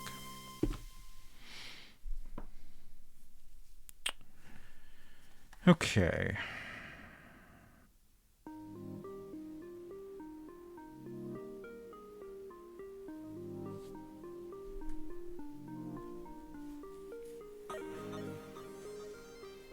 Yeah, let's try some Prussian blue. And maybe mixed with this. I got a lot of this purple that I don't need any more of today.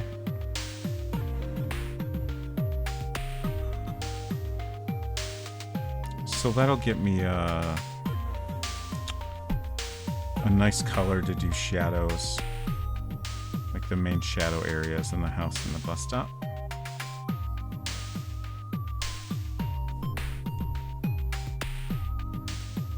I'm going to use a bigger brush to do my mixing here.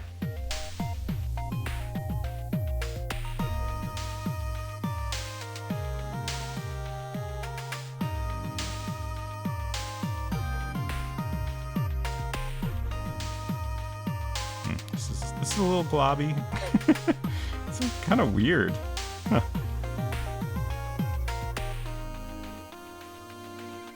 I don't know, feels... Yeah, I guess it's kind of doing the same thing the other paints are doing. It's possible I should simply repurchase any of the paints I'm using. It's just there's so many.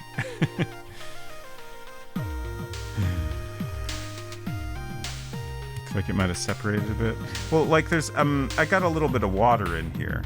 I don't think it's separated, it's just kind of it's not mixing with the water in the same way a fresh paint does.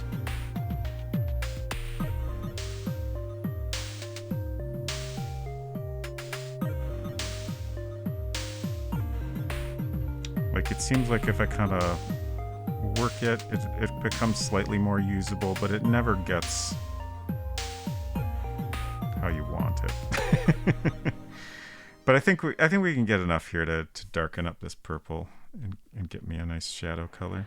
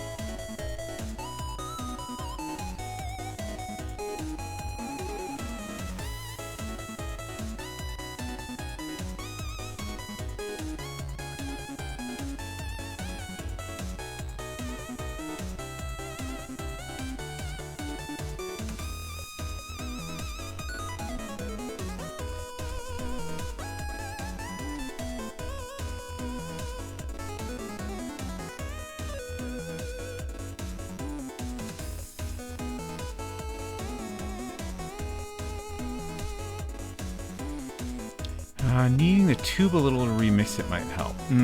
Yeah, that's not a bad idea.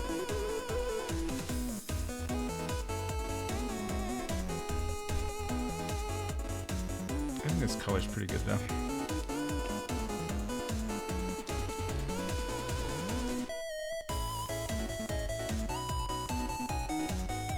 Or is it still a little light?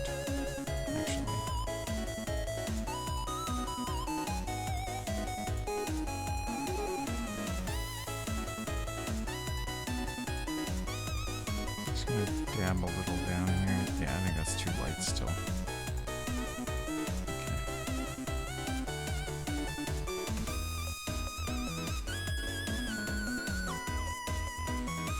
Let's get some more of this if we can. I'll try to knead it a little to see if that helps.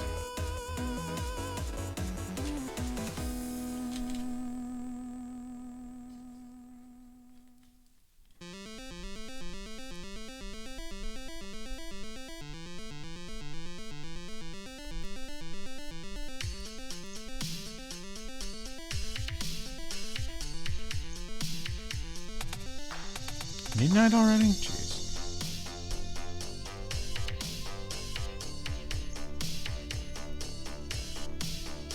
You have 8 hours to enter the contest. So I know Hinton and Unsecret Crush are working on contest entries. I'm very curious if anyone else is. Thanks, Davor. Have a good night.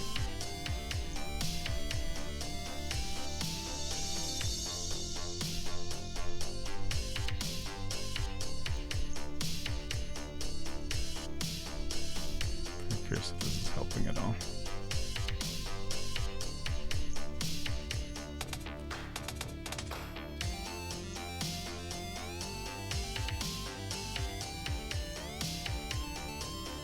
I don't think it did. I feel like the stuff right at the end probably didn't get kneaded very much, though.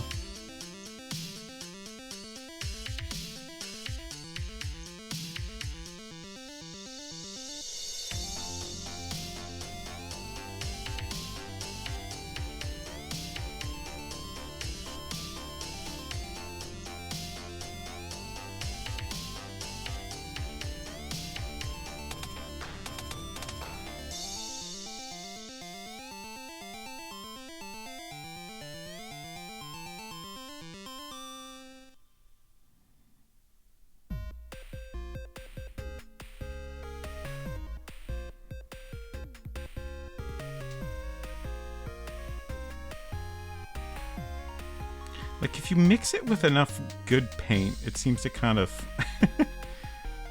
become a decent consistency overall. I don't know. Is that dark enough? It's still kind of bright.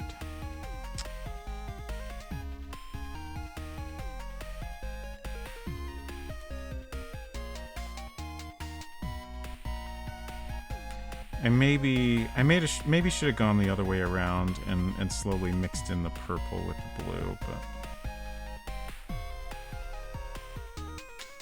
I made my choice and now I gotta deal with it.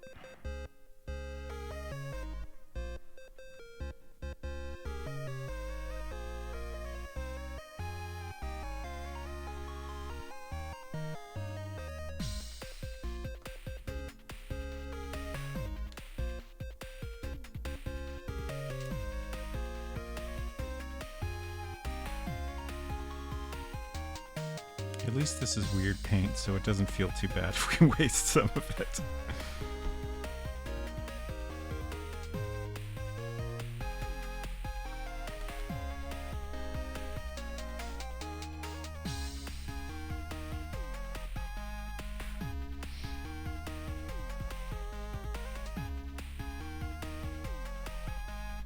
All right, I think I'm just gonna say that this is good enough. If the shadow areas are still not shadowy enough, then we'll fix it later.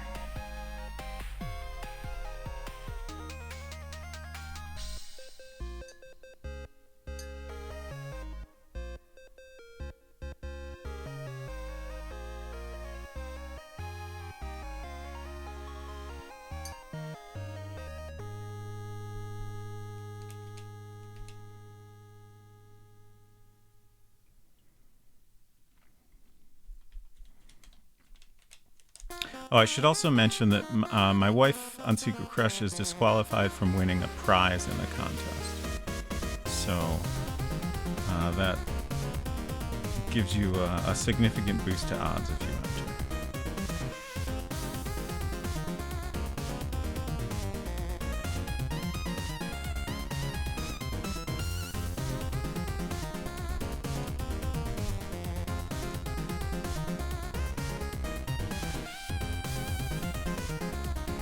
I should describe the voting process. So what we're gonna do is everybody sends me the entries, and then on stream I will share them all without saying whose is whose, and everyone in chat will vote on their favorite, and then the one that gets the most votes will win.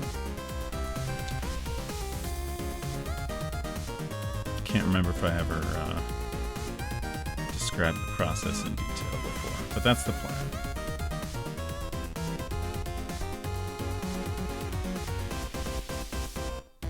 Just here for a participation trophy. If Unsecret Crush wins, then the prize will go to the second place.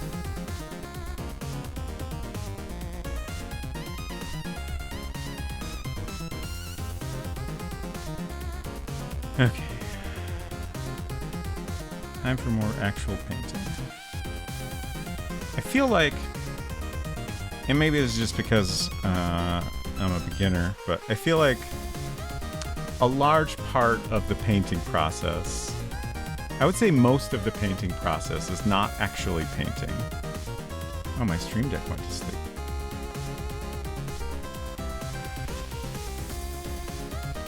That probably means I haven't been taking enough breaks. I'm trying to eyeball where my lines go. I guess I'll just kind of, let's see, we have one line that comes down.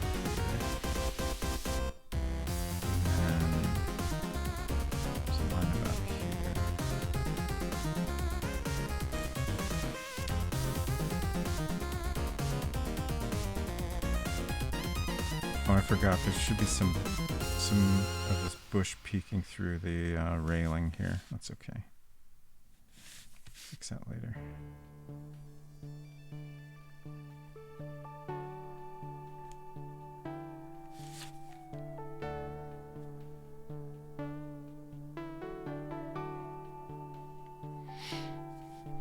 Hello, Robot's friend. The real painting is the space between the notes. Yes. I hope you're doing well.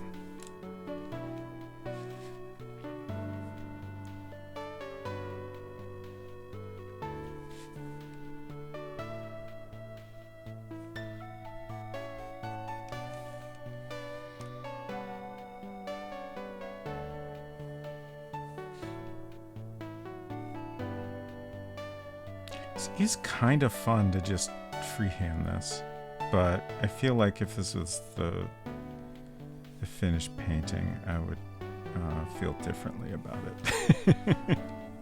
Because I want everything to be, you know, I spent all the time working out the details. I want the lines to go where I put them.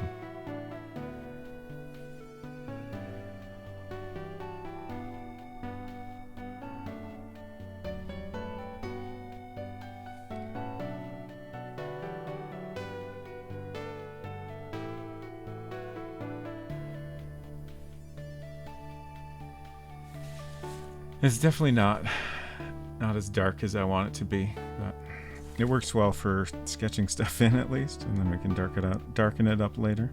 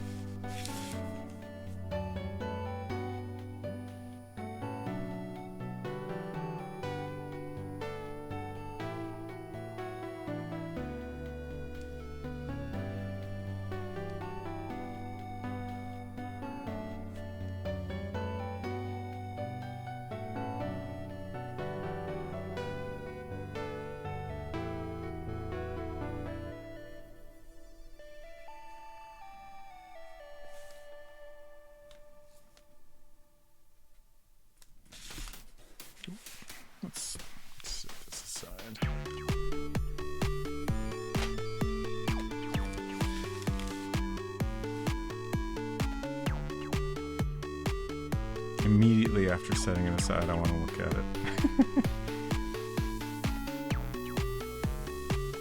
It's fine though. Oh, I made a mess.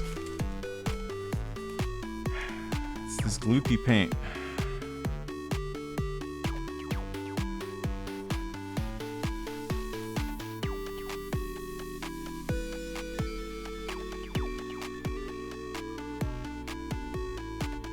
I think the biggest thing I've noticed with the older gloopy paint is that it needs more water to work with it and get it to go down relatively smoothly.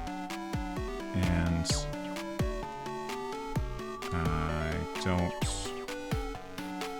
it requires more water than I would like to use, basically.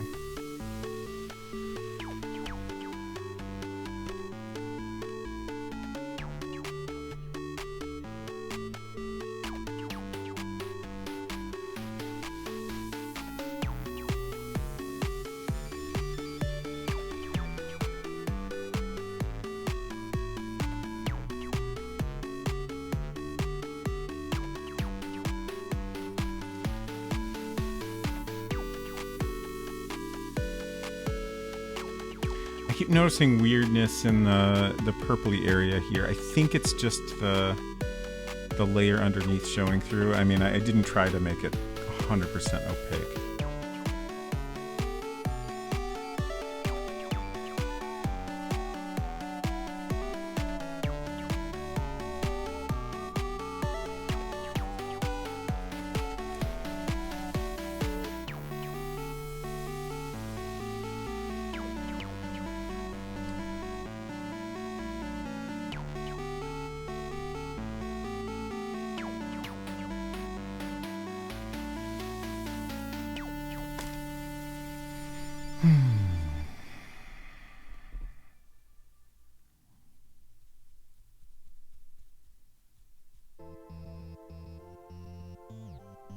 Well, I'm not really happy with how this is coming out so far, but I guess I'm gonna do the same thing to the bus stop just to give it a consistent look.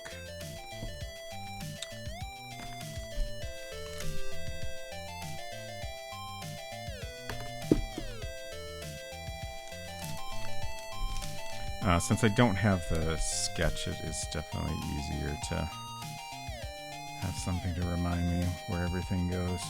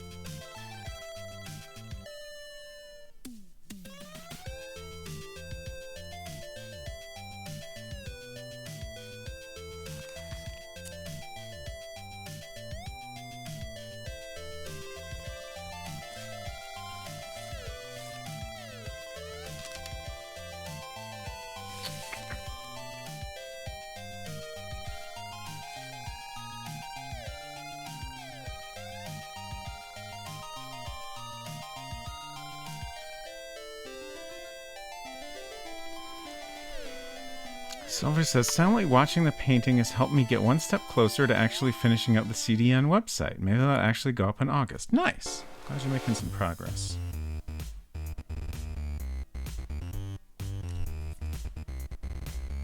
I did some more poking at my own website earlier, robotspacer.tv.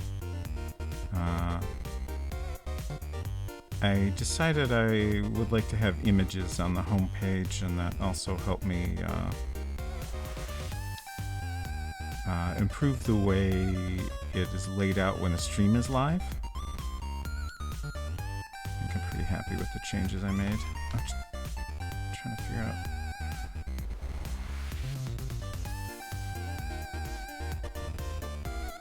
figure out how to draw this bus stop.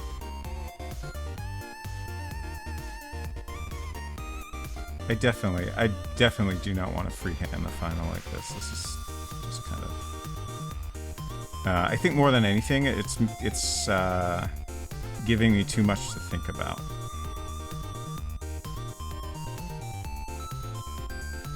I want to be able to focus on the painting process, like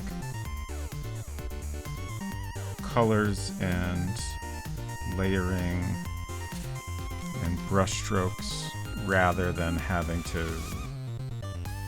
think about all over again, you know, where different lines should be and stuff like that. Like, that doesn't look terrible, but it's not quite right. It looks a little bit worse than it could.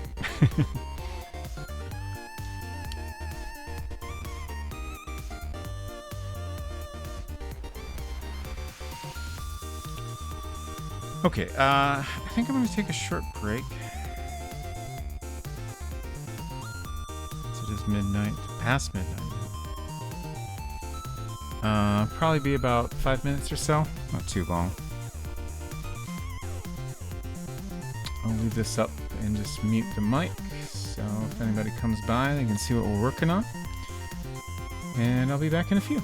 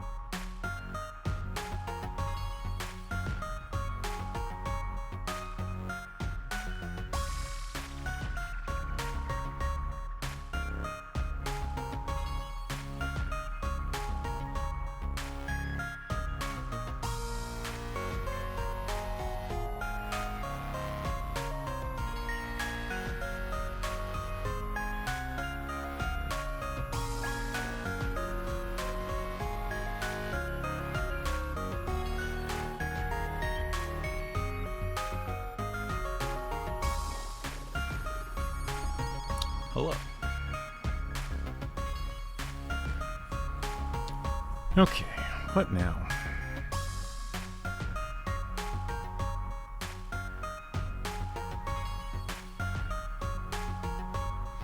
Let's take a break.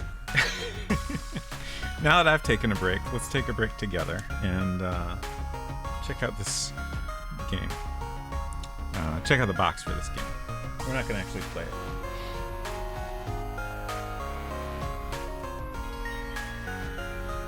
Trying to figure out where to put things.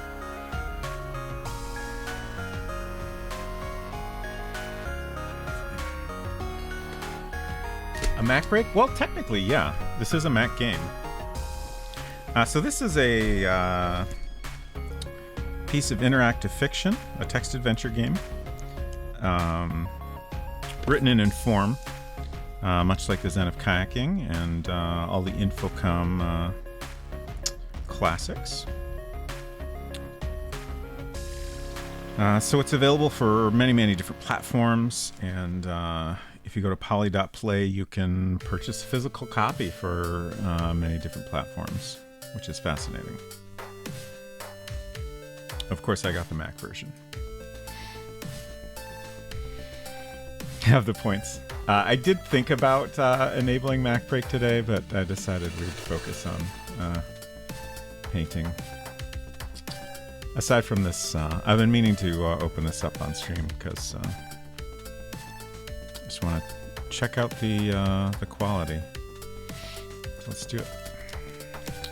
I'm gonna get out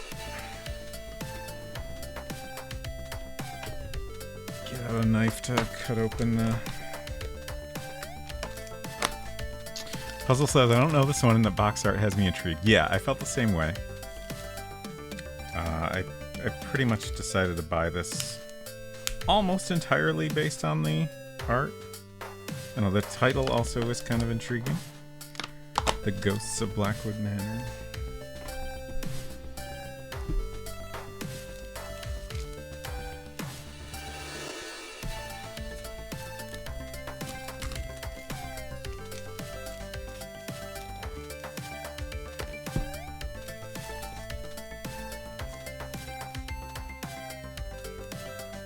So like I said, this company is in Europe, Polyplay.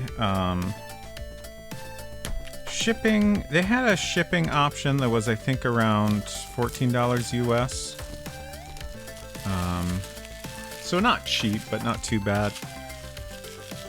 And then initially they gave me a time estimate that was like a very long time.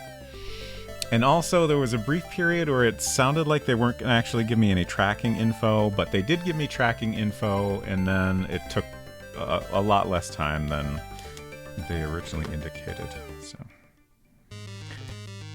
the cheaper shipping option worked out fine. There was a much more expensive one that was definitely not worth it. This is a nice illustration. Yeah, you can see the details real good. Like, I love the details on this house. The house looks great. Just all the little lines on the roof there and stuff like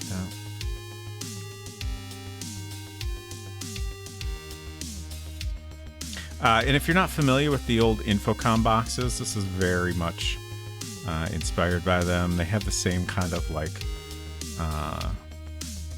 rectangular image on top of this like lined background. Even the moon mist is Infocom font there.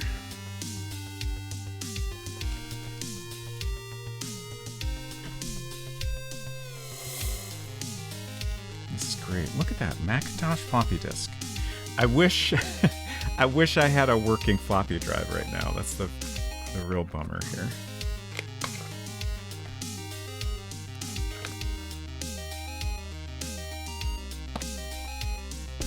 I don't love this kind of flap on a box, just because it's really hard to open and close without doing like a tiny bit of damage each time.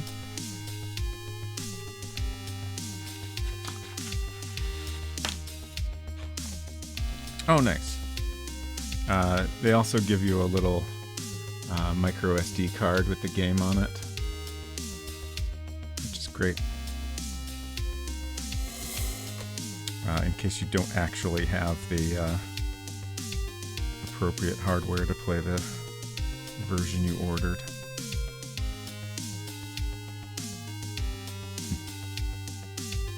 Got a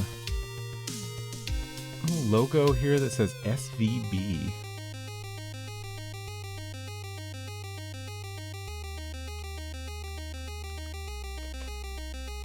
Instruction manual.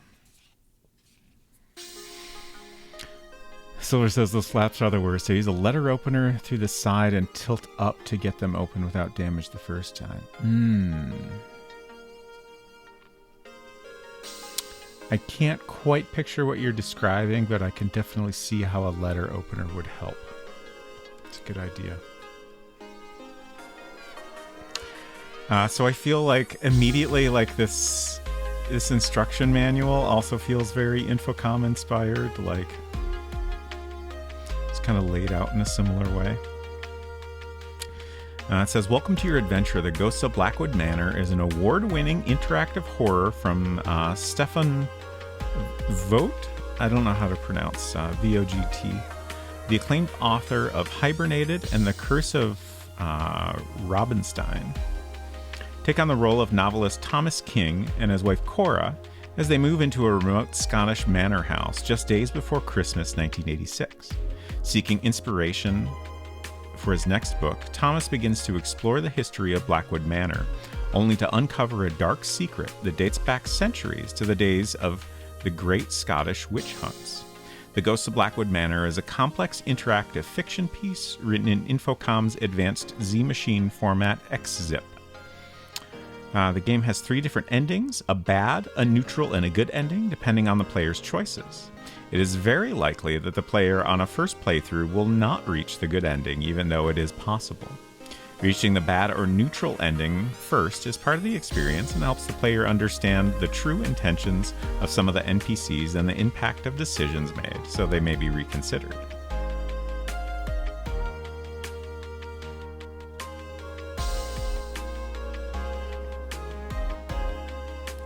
Got tips for playing all the different versions. Let's see. For modern PC Mac, just launch your Z-Machine interpreter of choice and open ghosts.z5.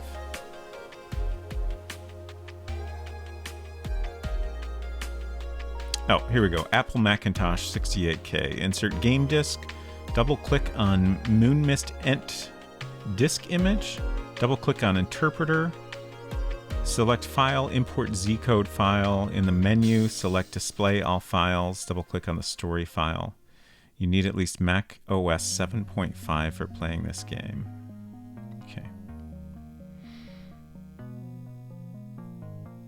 I'm curious, the Import Z-Code file, I kind of think that's the same menu option that MacZip has.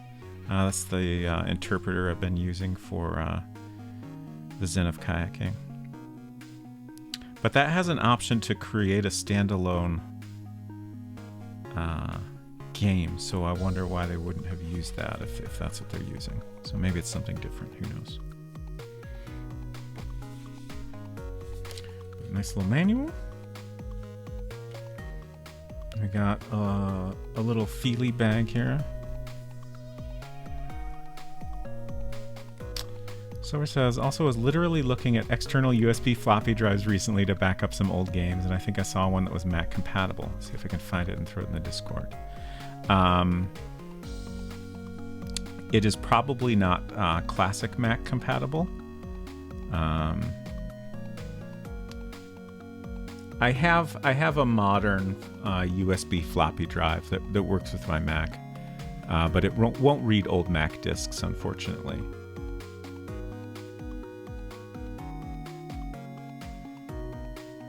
It's pretty complicated to get what you need to do that. There is a way that you can get an old drive and install some additional things in it. and be able to hook it up to a modern computer, I think, if I'm remembering correctly. Yeah, it's a neat little key. Let's see. Ooh, hint booklet. Open only if you are really stuck. This is a thick book, and it's sealed, which is great. I won't be opening that unless I do, in fact, get stuck in the game. I don't know if I'll stream this at some point. I might at least start it out and see if we find it enjoyable. This is nice. Just a little art card. It's a nice thick board.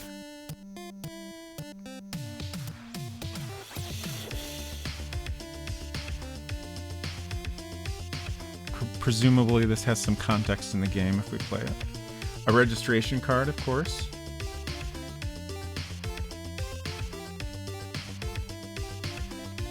Let's see. How to play interactive fiction. I think this is just a general insert that comes with any of the interactive fiction games from Polyplay. Don't panic, kids. Crazy Uncle Zarf is here to help you get started.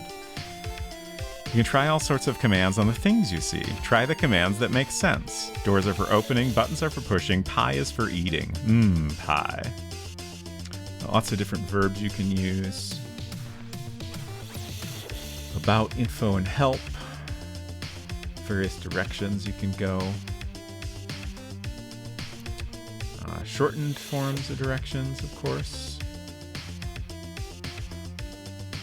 Lots of good tips here.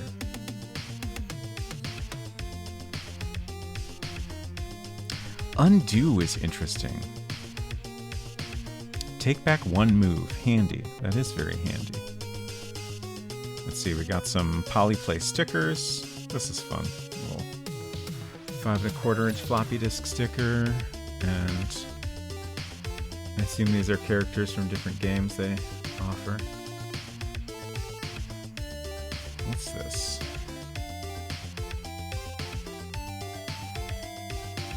Oh, I think it's a poster? Yeah. Nice. Poster-sized version of the cover image.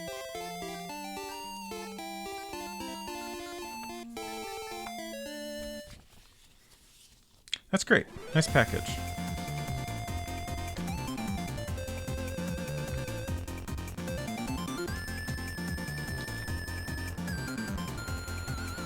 Let's see. I guess I'll leave the SD card out so I can load it on my computer.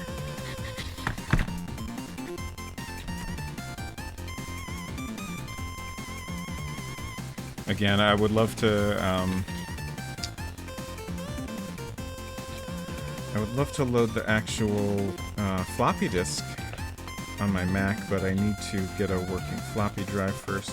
It occurred to me the other day, so I have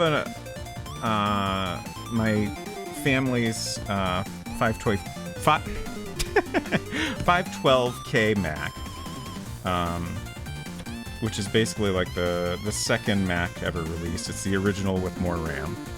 And then I have a Mac Plus. And the Mac Plus floppy drive worked initially, but then it stopped. And I need to figure out what's wrong with it. Our original Mac, though, we had an external floppy drive. And it's possible that that is still working.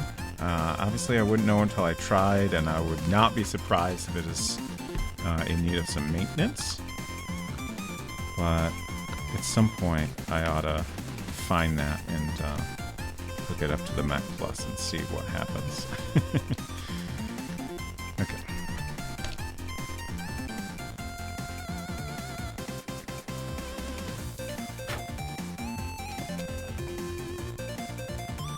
Just, I don't know. There are weird little lines here. I don't know what's. I don't know if those are bits of the. Oh, I bet they're bits of the rope from the little bag. So yeah, I got this in part just because it looked nice and I wanted to see what it was like in person. And then also, like, if I were to do a box for transfer points, it seemed like a I guess kind of a goal to try to shoot for in terms of quality and stuff. I don't think I would do the same style of box, but the construction of it and everything is nicely done.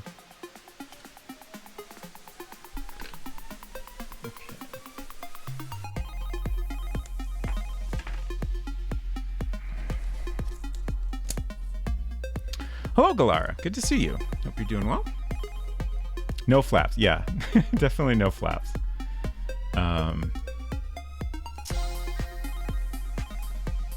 Let's see. I'm trying to think of... I think a lot of Sierra boxes have like a slip cover that just slides off, and then the inner box was always like the same across all the games.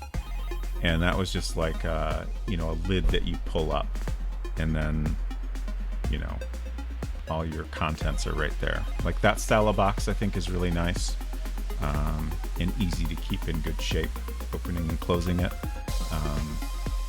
And I've also got some old boxes that are just like, there's no slip cover, it's just like a single, like, nicely printed box that functions the same way, where you just lift the cover up. So I feel like either of that style would be what I would want from a retro style game box, ideally. Exhausted, but okay, that's good. Let's see, I should mention, has the Kickstarter ended?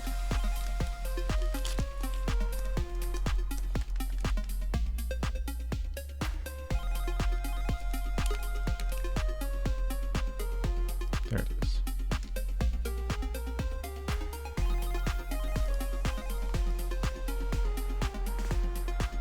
Okay, it did. It just ended. Oh gosh. Well, congratulations. I'm so glad you hit the goal. Just ended a few minutes ago. That's great. But definitely worth a look if you like retro games.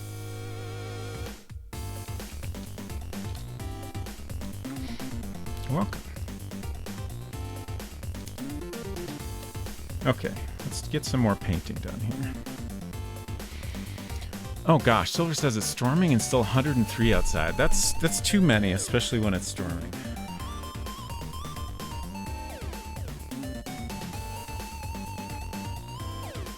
Oh no, Unsecret Crush says, I'm not happy with my entry and I feel like I understand Clip Studio Paint even less than before and I'm too tired to try to start over. Oh no. Galara says, late pledges are still on for now, but the game will be on Steam, etc. later on. Nice. Looking forward to it. What was I going to do? Oh, I was going to hit the contest button again. We're doing a coloring contest. I have been making a game over the past year, and I'm now working on painting the cover for it. And if you follow the link, you can download the line art and color it in yourself and enter to win your choice of a handful of cool, mostly retro games that I think people would enjoy. This is the most finished looking version I have so far. I'm currently just kind of experimenting with some different ideas. I think I'm gonna end up going back to this approach. I like how vibrant this is. This came out so dark, and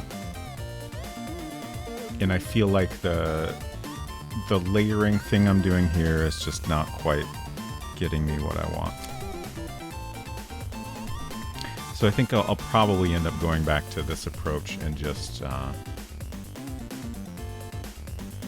I think I've learned enough that I can make it look nicer, and like this was never finished anyway, so honestly, if this was bigger, I would be very tempted to just continue working on it and then call it done once I'm happy with it.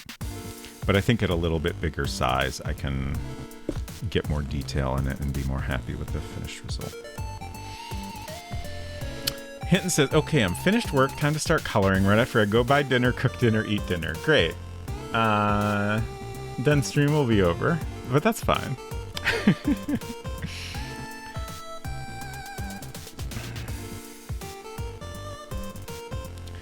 Okay, what are we going to do now?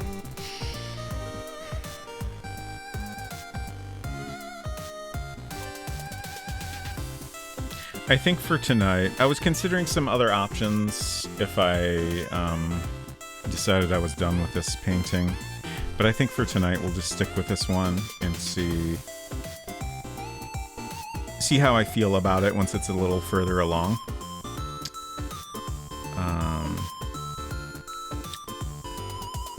So I guess I'll try to get the darker values I wanted in here. And then I'll put slightly more detail into the structures. And then we'll move on to the foreground characters. Stream can end? It's true. No end, only stream. I see. Sadly, all streams must come to an end someday.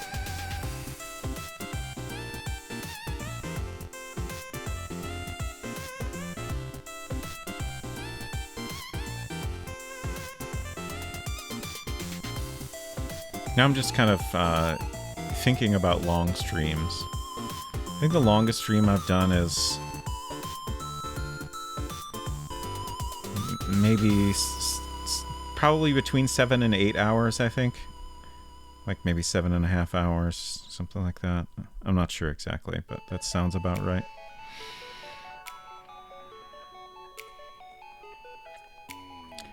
I feel like I could do like a 12-hour stream probably. That seems manageable, especially if you're like, you know, taking plenty of breaks. Just eat on stream when you need to, I guess, stuff like that. I don't know that I could do more than 12.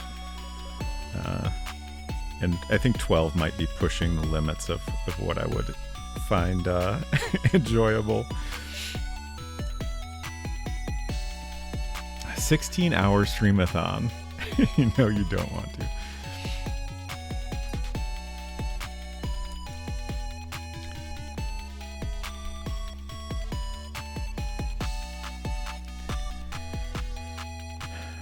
Yeah, I guess like now I'm thinking about it like in terms of like if I were to do a long stream, I would want to get up and have my normal morning routine, which frankly takes a long time. I like a slow morning. I need time to wake up, eat my breakfast, have my coffee, play on my iPad, you know, look at various things on my iPad. And I feel like that process takes at least a couple hours to do comfortably. And like I would want to take my time with that to be, you know, prepared before I start streaming. So then, let's say, like, I feel like the earliest I would really want to start a stream, first of all, to be clear, I stay up very late and wake up very late. So I feel like the earliest I would ever want to start stream is, I don't know, maybe 4. I guess I used to do that on Saturdays at like 4:30. And then if I went until... Like, if I went 12 hours, that'd be 4 a.m. I would be very tired by that point. Like, I can be very awake at 4 in the morning, but if I've been streaming for 12 hours, I would be absolutely exhausted. Like, being awake at that hour is one thing. Being awake and continuing to stream at that hour is very, very different. Okay, let's try to get some more... I'm gonna do... in a different well here, I'm gonna get some Prussian blue.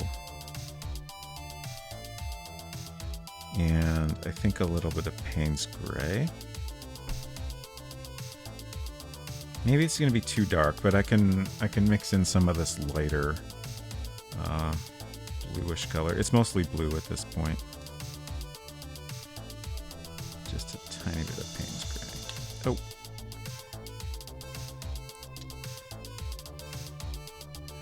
I hear if you stream for a long time, you go right through not fun anymore and out the other side into super fun. I mean, I'm sure some people have that experience.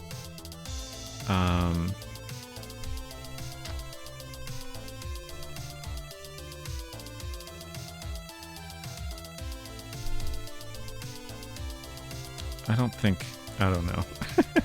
I could maybe enjoy it, but it would be really pushing it, I think.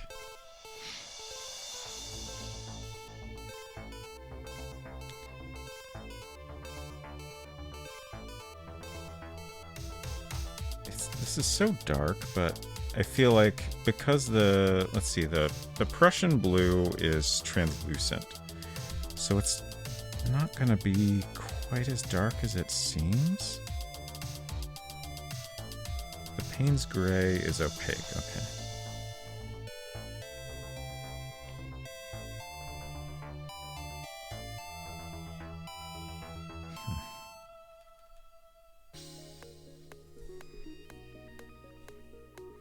Let's get a little bit of this light.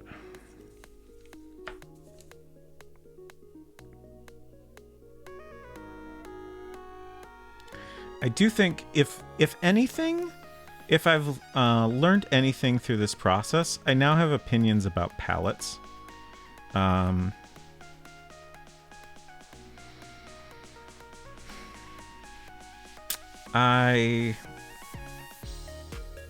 For practical reasons, I do appreciate the Stay Wet palette.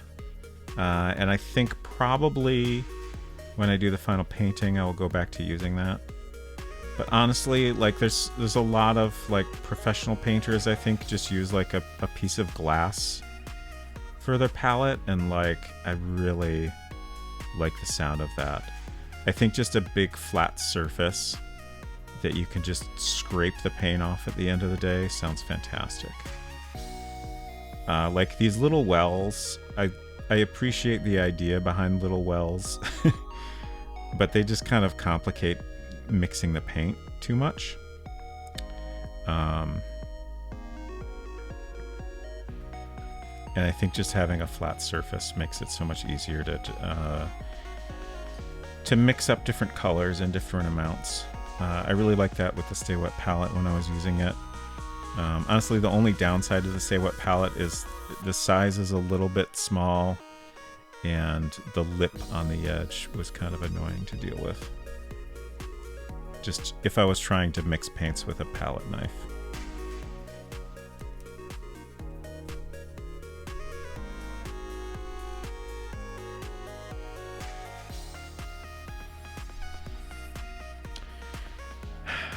Hinton says, have I ever provided incorrect information in this chat? You got me there. I don't think you have.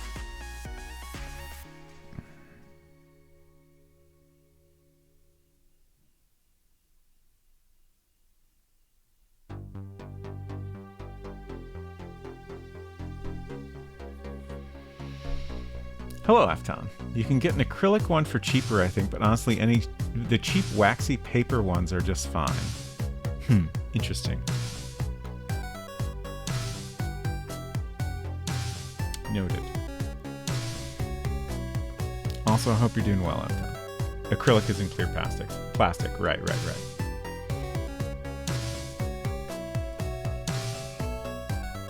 Alright, let's see how this color works for my shadows here.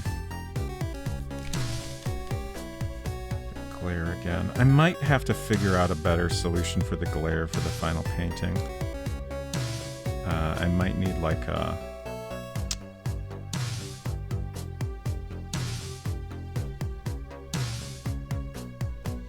little stand. I don't know if an easel is the right term for like a thing that sits on the desk, but like just, you know, a thing that would sit on the desk and give me a little bit of an angle.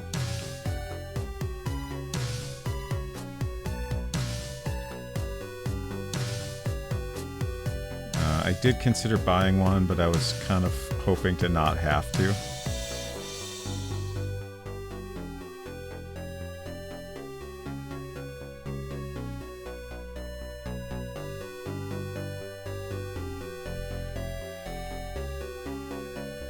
How old is that palette? Because I just realized I have an identical one from at least 20 years ago. Well, this one is also at least 20 years old. This is actually Unsecret Crushes. It's probably... There's no date on it. On the back it says... Low Cornell, number 941, made in China. If you would like to compare with your own.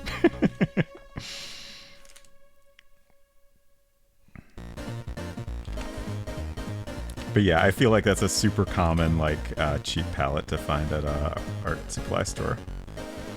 In fact, we saw some the other day that looked almost identical.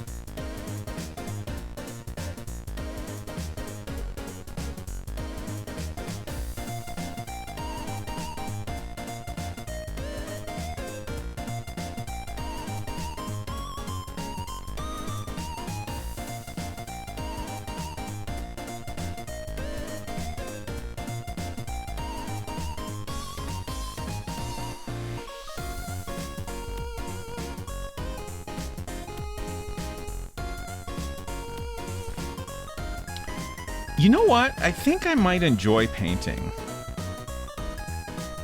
It's just kind of fun.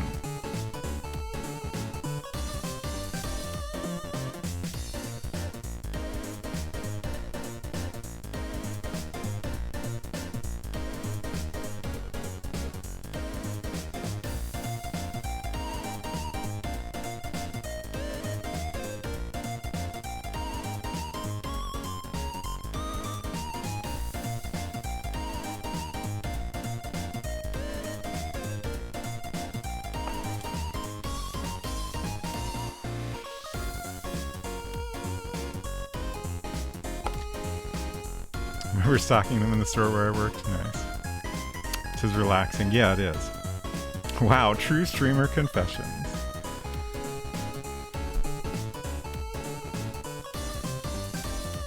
Robot's friend said, I respect both that we've had these specific pieces of plastic around for 20 years and also that they probably haven't changed the design since. Yep. Galara said, yeah, Low Cornell has made art supplies for decades. Nice. Probably no reason to change the mold if they figured out the optimal design. Yeah, for sure. Like I said, like I don't really like the little wells, but like, you know, it definitely like it. Especially if you're new to painting, like you see this at a store and you think, yeah, that seems great. And it's not bad. It's just, I think I like just a big flat surface lets you kind of mix up the paints that are near each other a little more easily, which I like.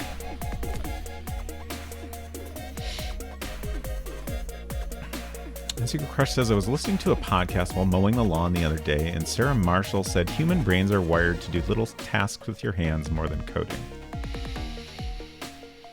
I mean, that makes sense. Oh, I forgot my upper windows.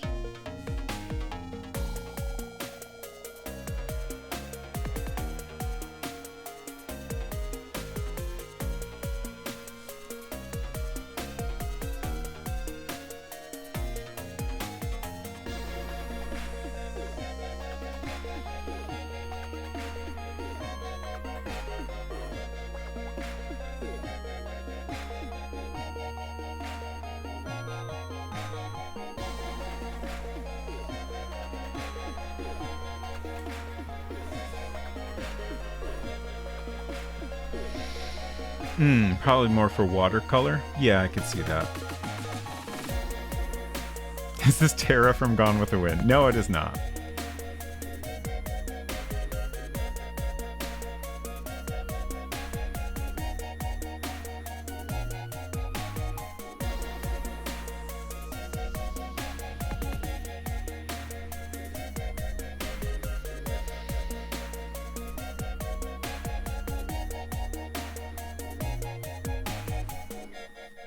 I decided to put an extra window upstairs because no one could stop me. Honestly, I think mostly that was never there before because like the half inch from the edge was not part of the original drawing. I just kind of... I painted all the way to the edge because why not? Let's see. Some more shading on the steps. I never did the shadows here.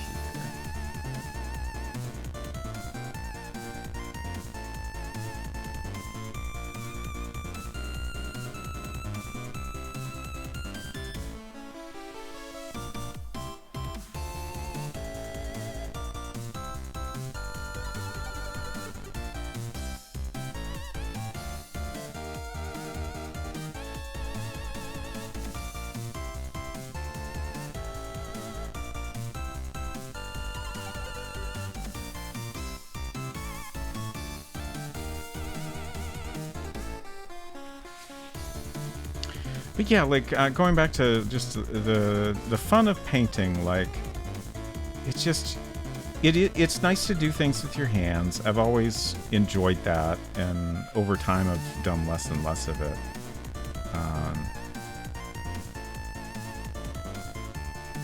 Definitely a lot of my enjoyment of this is like,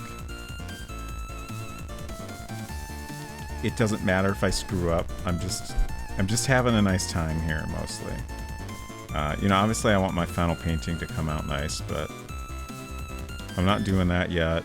You know, even when I am, I can always fix mistakes.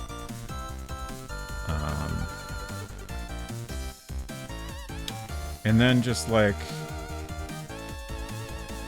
you know, I enjoy doing illustration on a computer also, but there's just like, especially as a software designer and developer, like there's multiple layers of things getting in the way of what you're trying to do, no matter how good the hardware and software are. And obviously with, you know, doing something with a physical medium, there's still things in the way. You know, we have brushes, we have the qualities of the paints, but like those are very different things to be in the way. Like a software bug doesn't ever give you an interesting result. All it does is slow you down and frustrate you, maybe even lose some of your work. But like, you know, weird globby paint is annoying, but like, I'm working with it fine. It's not really a problem. And like, there's lots of little, you know, unintentional things that could happen that, you know, sometimes give an interesting result.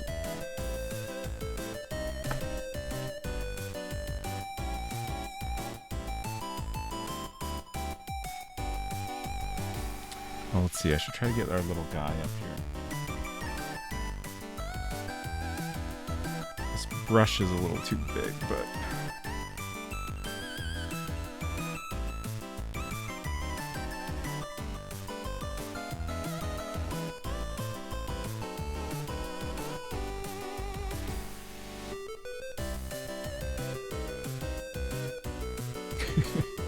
Close enough. We can clean them up later.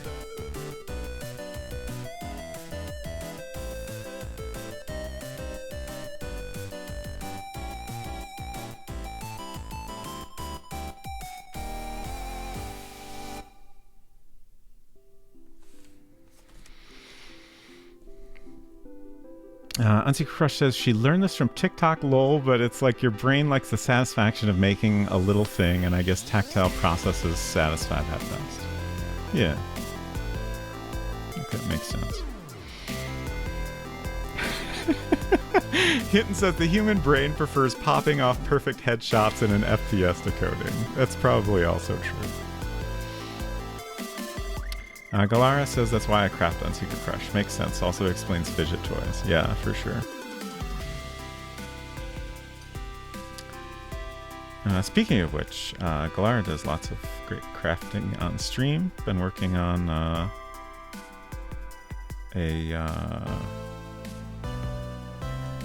cross stitch, right? Cap?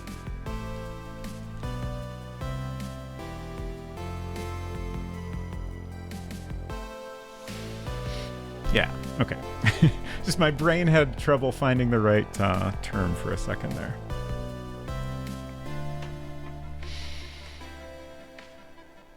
Robot's friend says paper and paint interaction is very satisfying. I discovered watercolor calligraphy recently, and it's kind of my favorite. Ooh, that is interesting. Watercolor.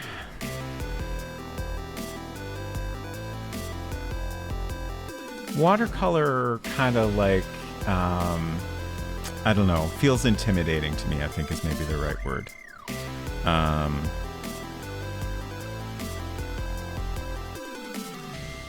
I don't think I've done any watercolor in a very, very long time. Like I was probably pretty young the last time I did it. But I don't know, it just feels like there's an extra layer of like unpredictability from dealing with that type of paint. But I can see how that would be very satisfying. And I think I would probably enjoy it more now than I did then. I'm just trying to figure out what else I want to do here.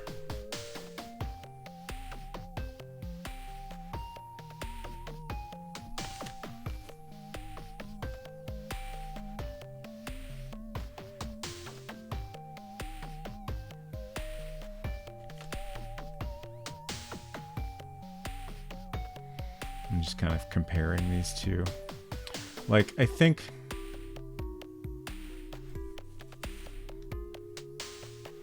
yeah, like overall I like how, like, I don't know, all the colors tie together pretty nicely here. I feel like I think the wash in the background of this worked really well, in a way that this process is kind of, you know, we did that same thing here, but now I'm going over it with these white blobs. It's kind of taking away that effect.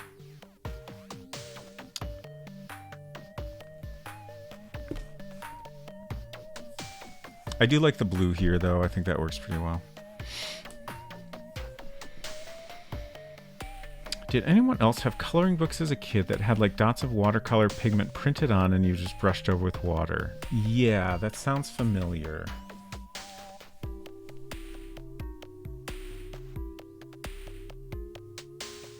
I definitely have at least seen the type of thing you're referring to. I can't remember for sure if I ever did any of those. Had a Barbie one, nice. Hinton says, I wasn't allowed my own coloring books as a kid. Oh my gosh, I'm so sorry. It's terrible.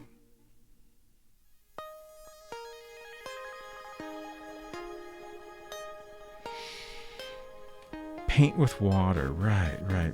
Yeah, I think I must have done some of those. It's just like, the more I think about it, the more familiar it seems.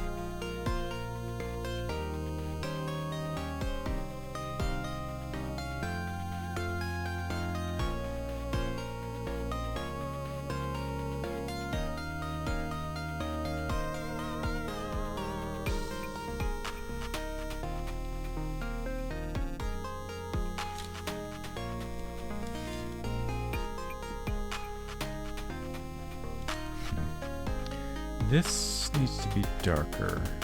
Oh, we got some. Okay, use some of this. I want it to be that dark, though. That's fine.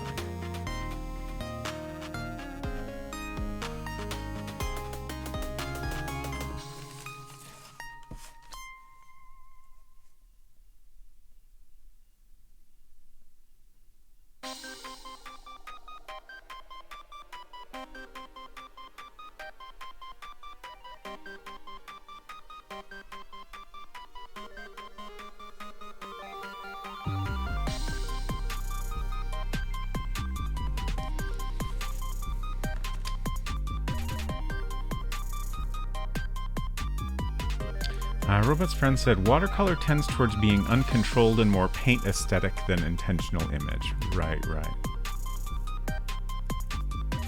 After the incident, says Hinton. Oh my gosh.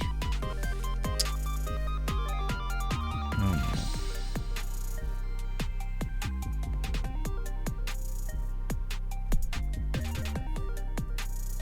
I want to try something.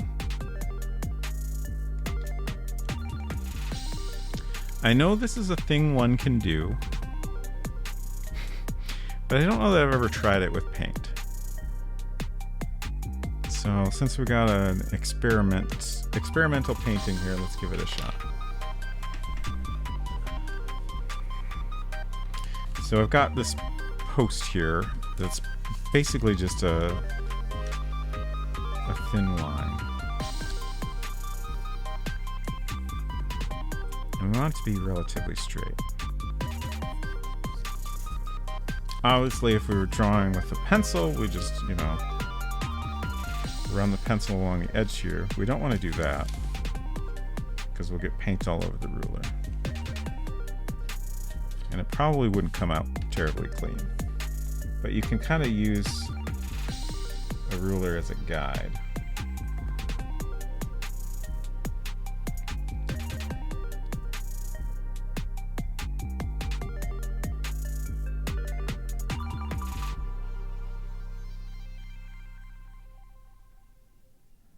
Honestly, this probably isn't the best brush for this line I'm trying to do, but I don't want to get another brush dirty. So I'll just do my best.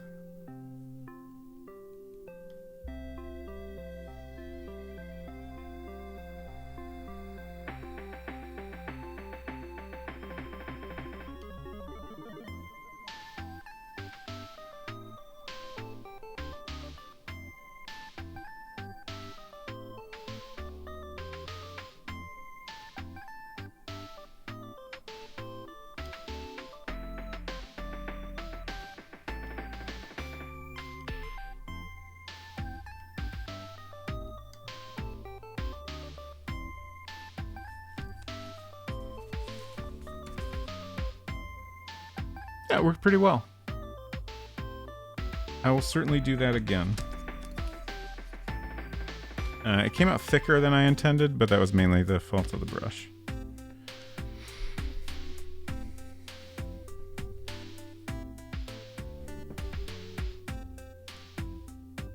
One o'clock.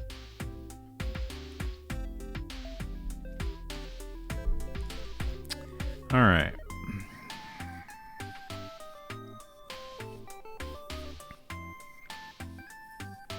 I guess I'll do some of her jacket. I don't know if it's worth getting out mixing additional colors at this point. Because I think I've determined this is not the process I want to use. It's not a bad way to do it, it's just I don't think it's the best way.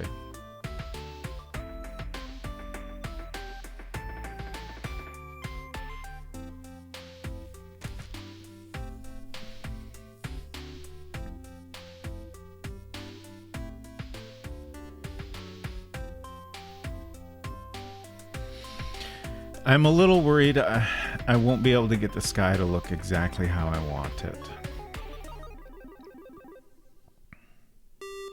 Like, I do really like how I was able to do these very obvious brush strokes in the sky that are continuous. and aren't like interrupted by the foreground elements.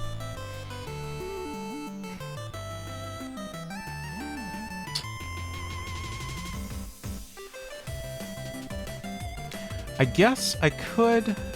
that's not a bad idea. I could do the sky this way, but not the ground. Especially because, like, this part of the sky where it overlaps the foreground elements is pretty close to, like, the wash color I had down.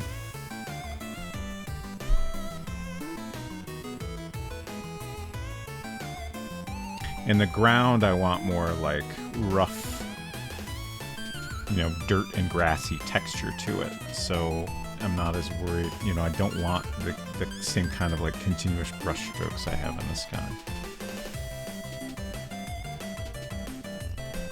So yeah, maybe I'll do that for the final painting. I think that would probably work out pretty well. And if it's not perfect, I can certainly make do with it.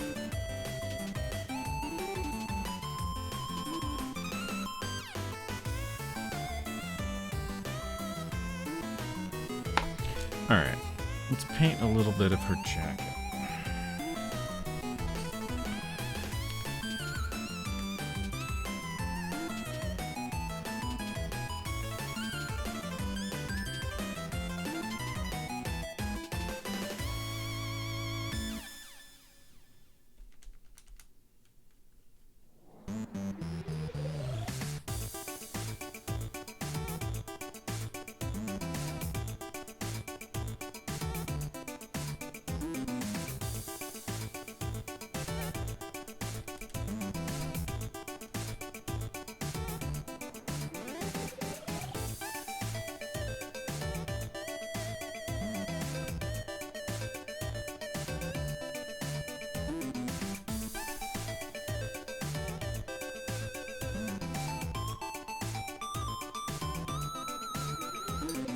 Just cleaning my brush here.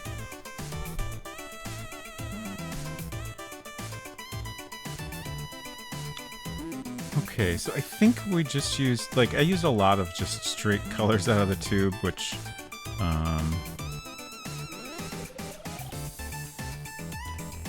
I know is not really recommended if you want things to look the best. But that's what I did, and like I said, I like the results. You know, we did lots of layering, so ultimately the colors are, you know, like, the basis is Hooker's green, but then there's the phthalo green shadows and some highlights. I think the highlights I will do a little bit differently. Like, I think bringing in some yellow highlights on the jacket would have worked better.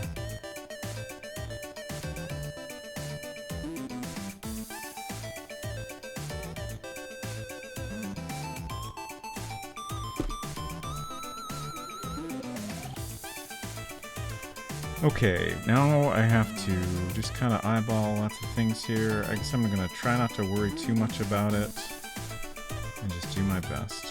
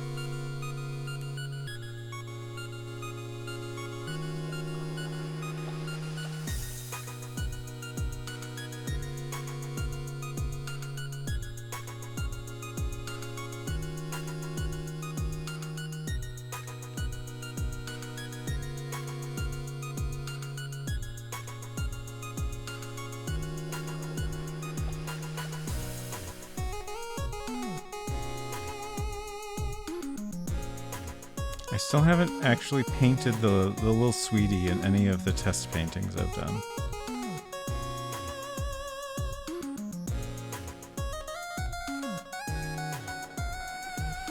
I guess we'll just save that for the final.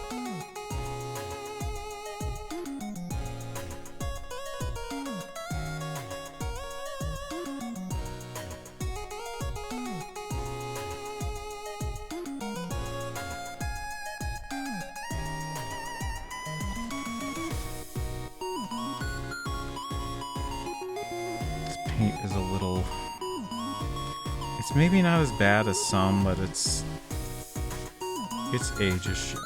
It's a little bit goopy and not going on as smoothly as I'd like.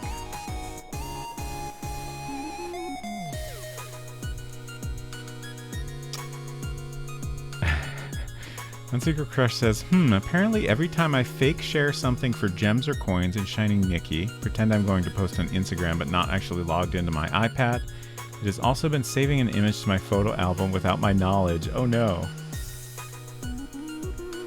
Is your iPad just littered with Shining Nikki share images?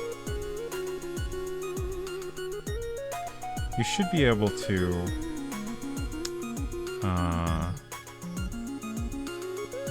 turn off its ability to do that, but I don't know if that would result in the game saying something's not working right.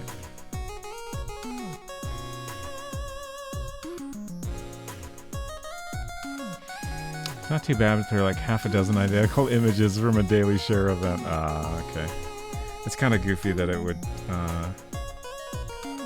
save the image each time like that. Honestly, it's a little weird that, like, I guess if I were doing that, I would have separate actions to, like, save a link and just share a link that would presumably come with its own, like, preview image. I don't know. What do I know, though? I'm not an app developer.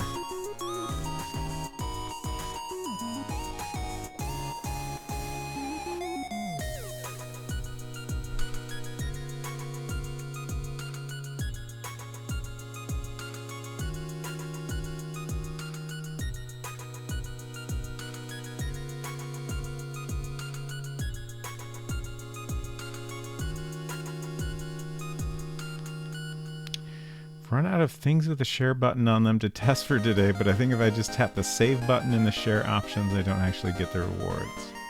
Okay.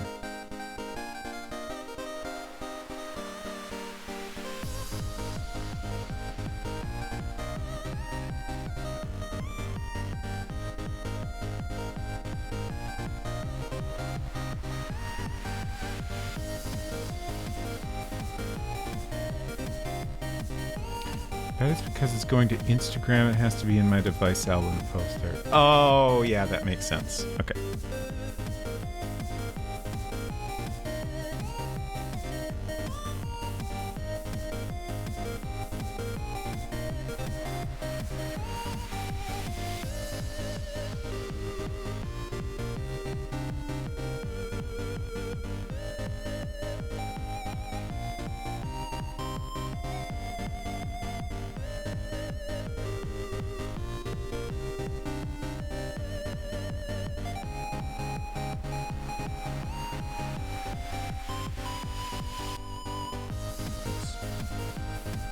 I'm getting sloppy, but also like it doesn't matter that much. This looks not good. I don't know why that is. Huh. The color seems different.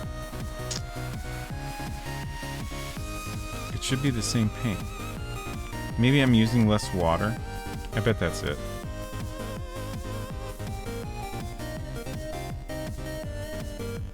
I definitely, when I was starting out painting, I was using more water.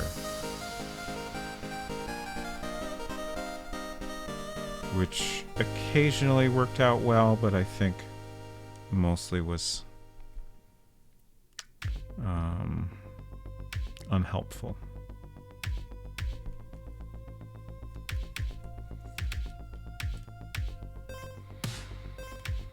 I think I might just call it quits for the night. I'm getting a little tired, and I think this is as much as I need to do on this test painting.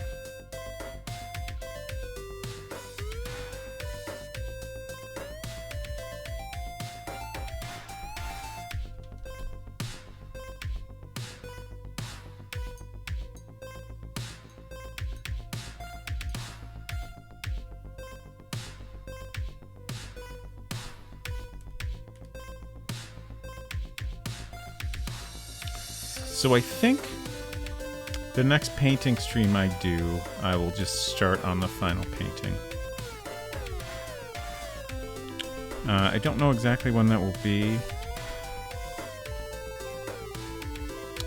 I think I will probably go back to doing Friday painting streams once I'm done with the Zen of Kayaking. But well, I was gonna say I want to try to do some of that painting off stream, just because I don't want it to drag on forever. I'm anxious to get it done. But historically speaking, I have not managed to do very much painting off stream, so we'll see how that goes, I guess. But I will certainly start it on stream. Well, off stream, I will probably do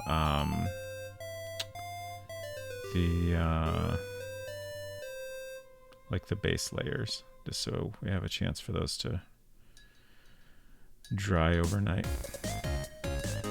But the actual for real interesting part of the painting process, I will start on stream, and then ideally I can, do a little bit off stream between Fridays. But we'll see.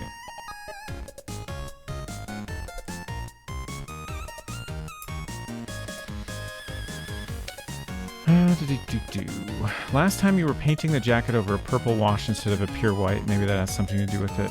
Yeah, but I feel like it came out darker. It's hard to tell because this is kind of blotchy. But these areas here, the middle tones in those areas and this strip here are the base green color that I had down.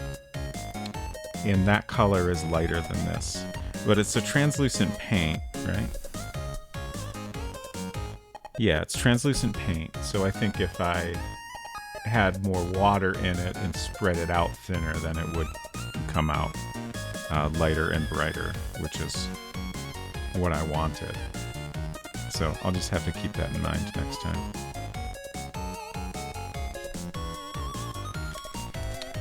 Yeah, those are two paintings so far. The sky and ground in this painting are a little bit closer to what I'm aiming for, but overall this I think is more what I'm going for. So we'll use things we learned from both of these in the final painting.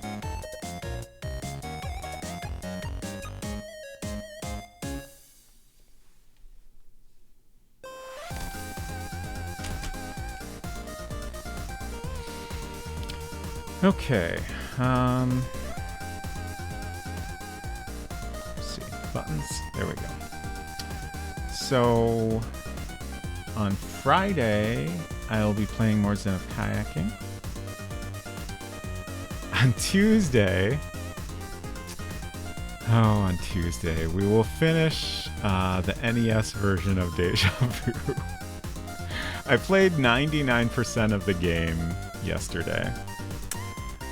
But then my save just disappeared. So we'll wrap that up on Tuesday, and then we will continue on to the sequel, Deja Vu 2, Lost in Las Vegas, in which Ace Harding has been kidnapped and wakes up in an apartment or something in Las Vegas, something like that. Fortunately, he has not lost his memory this time. He remembers who he is and everything. And that's kind of all I know about the game, so it'll be exciting to see where that one goes. And sadly, that is the last of the Mac Venture games ever made. There are no more. Oh, heck. Luigi is still streaming. Alright. We never get a chance to raid Tawe, so I'm definitely going to do